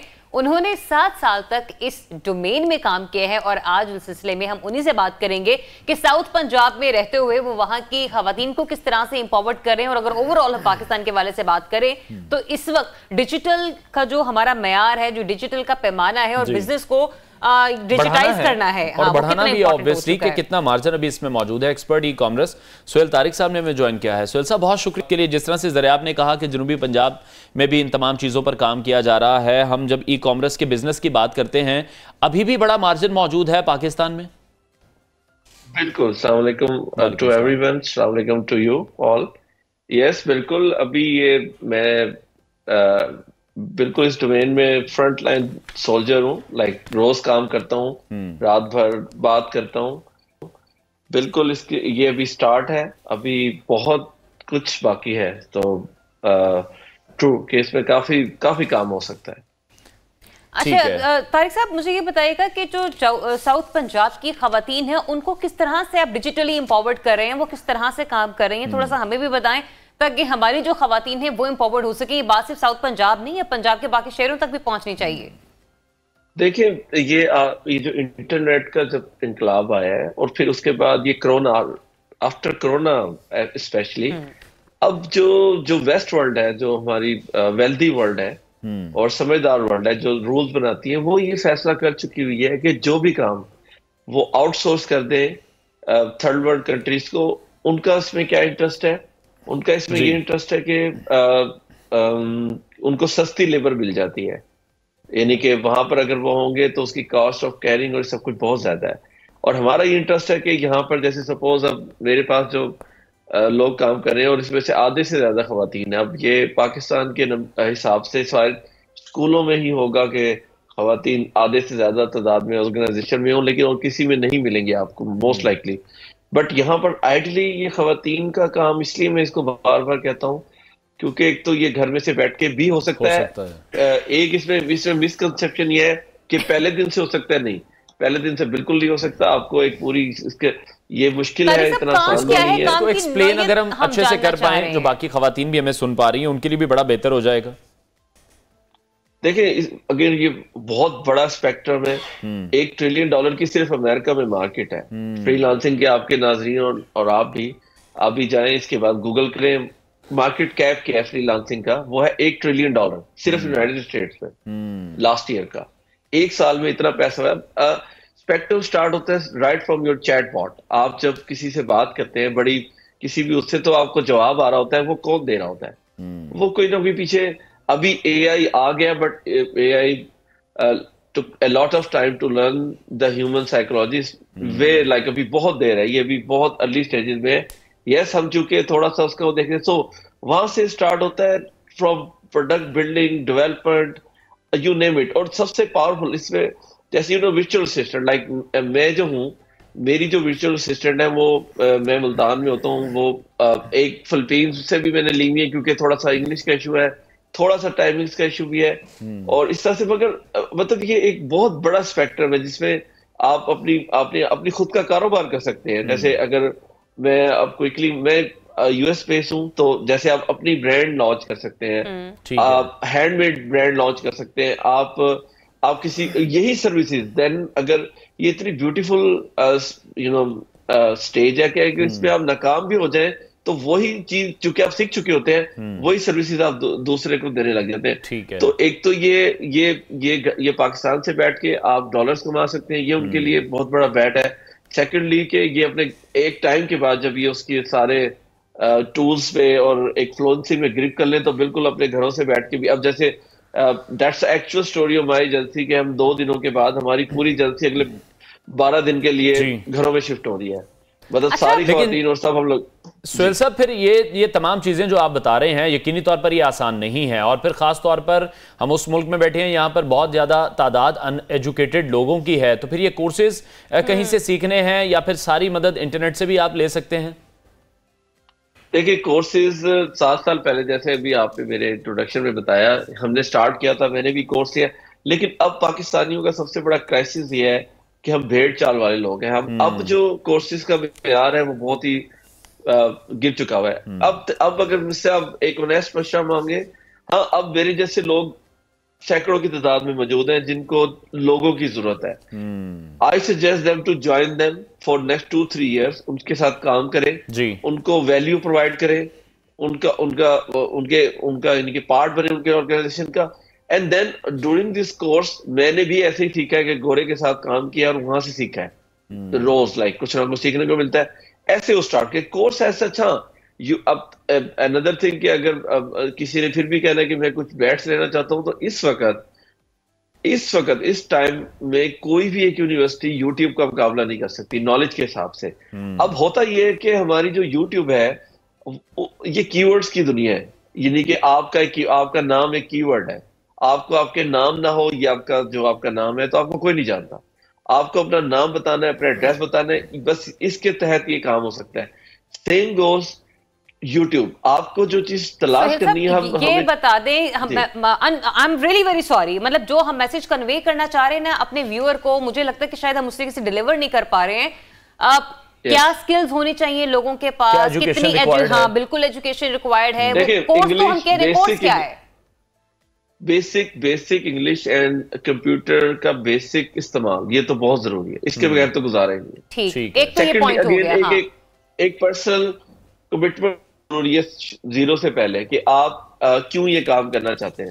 सिर्फ पैसों के लिए तो फिर ये मुश्किल हो जाए, क्योंकि अगेन आउट देयर ये अपसेलिंग बहुत ज्यादा है, तो आप डिस्ट्रैक्ट हो सकते हो। सबसे पहले ये 2 चीजें और आपकी पर्सनल कमिटमेंट की मैंने इस काम में आना है। उसके बाद देखिए आप जो भी दे दे, सोशल मीडिया मार्केटिंग है, वर्चुअल असिस्टेंट है, Amazon की सर्विसेज है, so you name it, like अब AI के आप कर लेंगे, सब के सब आप कर सकते हैं। अब आपके व्यूअर्स सिर्फ ये करें कि देखिए टॉप 20 और top 30 skills to sell in freelancing world Google कर लें, उनमें से हर एक का एक 1 by 1 जाके ट्यूटोरियल अगेन यूट्यूब पे मौजूद है कि ये स्किल है क्या, इसकी डिमेरिट्स और मेरिट्स क्या है, इसका स्वॉट एनालिसिस होता है ना, pros and cons, and then वो अपनी पर्सनैलिटी के हिसाब से उसको चूज कर लें। या अगेन थोड़ा सा उसके बारे में अगेन वही 5-10 वीडियोस देखिए, they can get the idea कि हाँ ये दैट्स मी। तो इंटरनेट से भी सारी मदद ली जा सकती है, सारा जो मवाद है, जो डेटा है वो यूट्यूब पर भी मौजूद है, बाकी वेबसाइट्स पर भी मौजूद है। अच्छा, हम जब भी बात करते हैं किसी भी फील्ड की, हम अक्रॉस द बॉर्डर इंडिया से अपना कंपैरिजन जरूर करते हैं। वहां पर तो हम देख रहे हैं कि रेडी बानों के पास भी QR कोड मौजूद हैं। हमारे यहाँ अभी भी ऑनलाइन शॉपिंग पर बहुत से ऐसे लोग हैं जिनको ट्रस्ट नहीं है, पेमेंट के तरीकाकार का मसला है, उन्हें जो कंपनी है उस पर ट्रस्ट इश्यूज अभी भी चल रहे हैं। अब इंडिया से बिल्कुल कंपैरिजन करते हैं अक्सर, लेकिन अगेन ये बहुत अगेन अब आपके नाज़रीन और आप खुश होंगे सुन के कि पाकिस्तान चौथे नंबर पे है। अब चौथे नंबर का मतलब ये है कि पहले नंबर पे चाइना और इंडिया, पहले 2 या 3 पे चाइना और इंडिया ही होंगे, क्योंकि वो हमसे 5 गुना ज्यादा है। हम ये खेल कभी जीत ही नहीं सकते सिर्फ नंबर गेम की वजह से ना। तो चौथे नंबर का मतलब है कि हम वहां हैं जहां हमें होना चाहिए। इससे आगे जो 3 कंट्रीज हैं वो अपने फेयरली या तो वेल, जैसे तीसरे नंबर पे यूनाइटेड स्टेट्स है एंड चाइना और इंडिया, दैट्स इट। हम चौथे नंबर पे हैं। अब कैसे इनको बीट करेंगे मुझे नहीं पता, हम कैसे बीट करेंगे। तो ये बिल्कुल मिसकंसेप्शन है। Pakistan doing at outstanding work in this field, और बहुत कुछ अगेन हम 2% 3% कर रहे हैं, लेकिन स्टिल एक रेवोल्यूशन आ चुका है पाकिस्तान में, एक इंडस्ट्री बन चुकी हुई है। सो एक तो ये है कि फ्रॉम पाकिस्तान टू वर्ल्ड तो बहुत अच्छा हो रहा है। विद इन पाकिस्तान यस, जैसे आप कह रहे हैं कि हम अभी तक कैश बेस है, हमें जब हम ऑनलाइन परचेजिंग करते हैं तो हमें कैश देके फिर हम पार्सल लेते हैं। और एक शेम है, देखिए ना, एप्पल जैसी ऑर्गेनाइजेशन को आप पैसे नहीं देते कि जी आप पहले पैसे दोगे तो मैं अपने गेट पे आपको पैसे करूंगा। ये एक है जिसमें अगेन आपको हैरानी होगी कि पाकिस्तान में आपको भी ऐसे मैसेजेस मिलते होंगे जिसको पाकिस्तान। बहुत बहुत शुक्रिया आपको सुहेल तारी साहब, माहिर कॉमर्स हमारे साथ मौजूद थे। तो जनाब खवातीन भी हम देख रहे हैं कि वो ये जब जैसे जी मार्केट जो है वो डिजिटाइज हुई है, वहां पर अपना खासा किरदार अदा करती हुई नजर आ रही है। And I am really very sorry Anwar to you, to my team as well. मतलब मैंने इससे पहले भी मॉर्निंग शो किया है और वहां पर हमारी पूरी कोशिश ये होती है कि हम आप लोगों की मदद कर सकें, लोगों को एम्पावर्ड कर सकें, नो मैटर व्हाट वो खवातीन है, नो मैटर व्हाट वो मर्द हजरात हैं। हमारे यहाँ बहुत से एक्सपर्ट्स मौजूद होते हैं, बट अनफॉर्चुनेटली वो तरीका आम तरीके से बताने के लिए कभी भी तैयार नहीं होते। वो कन्वे नहीं कर चीजें हम देख रहे हैं कि इंटरनेट पर भी मौजूद हैं, यूट्यूब पर भी मौजूद है और हम उससे भी हेल्प ले सकते हैं। बहरहाल प्रोग्राम का वक्त खत्म हुआ है। इंशाल्लाह अगले हफ्ते अगले मंडे आपसे फिर मुलाकात करेंगे। अपना बहुत सारा ख्याल रखिए। इजाजत दीजिए। जुम्मा मुबारक। अल्लाह हाफ़िज़। अल्लाह हाफ़िज़।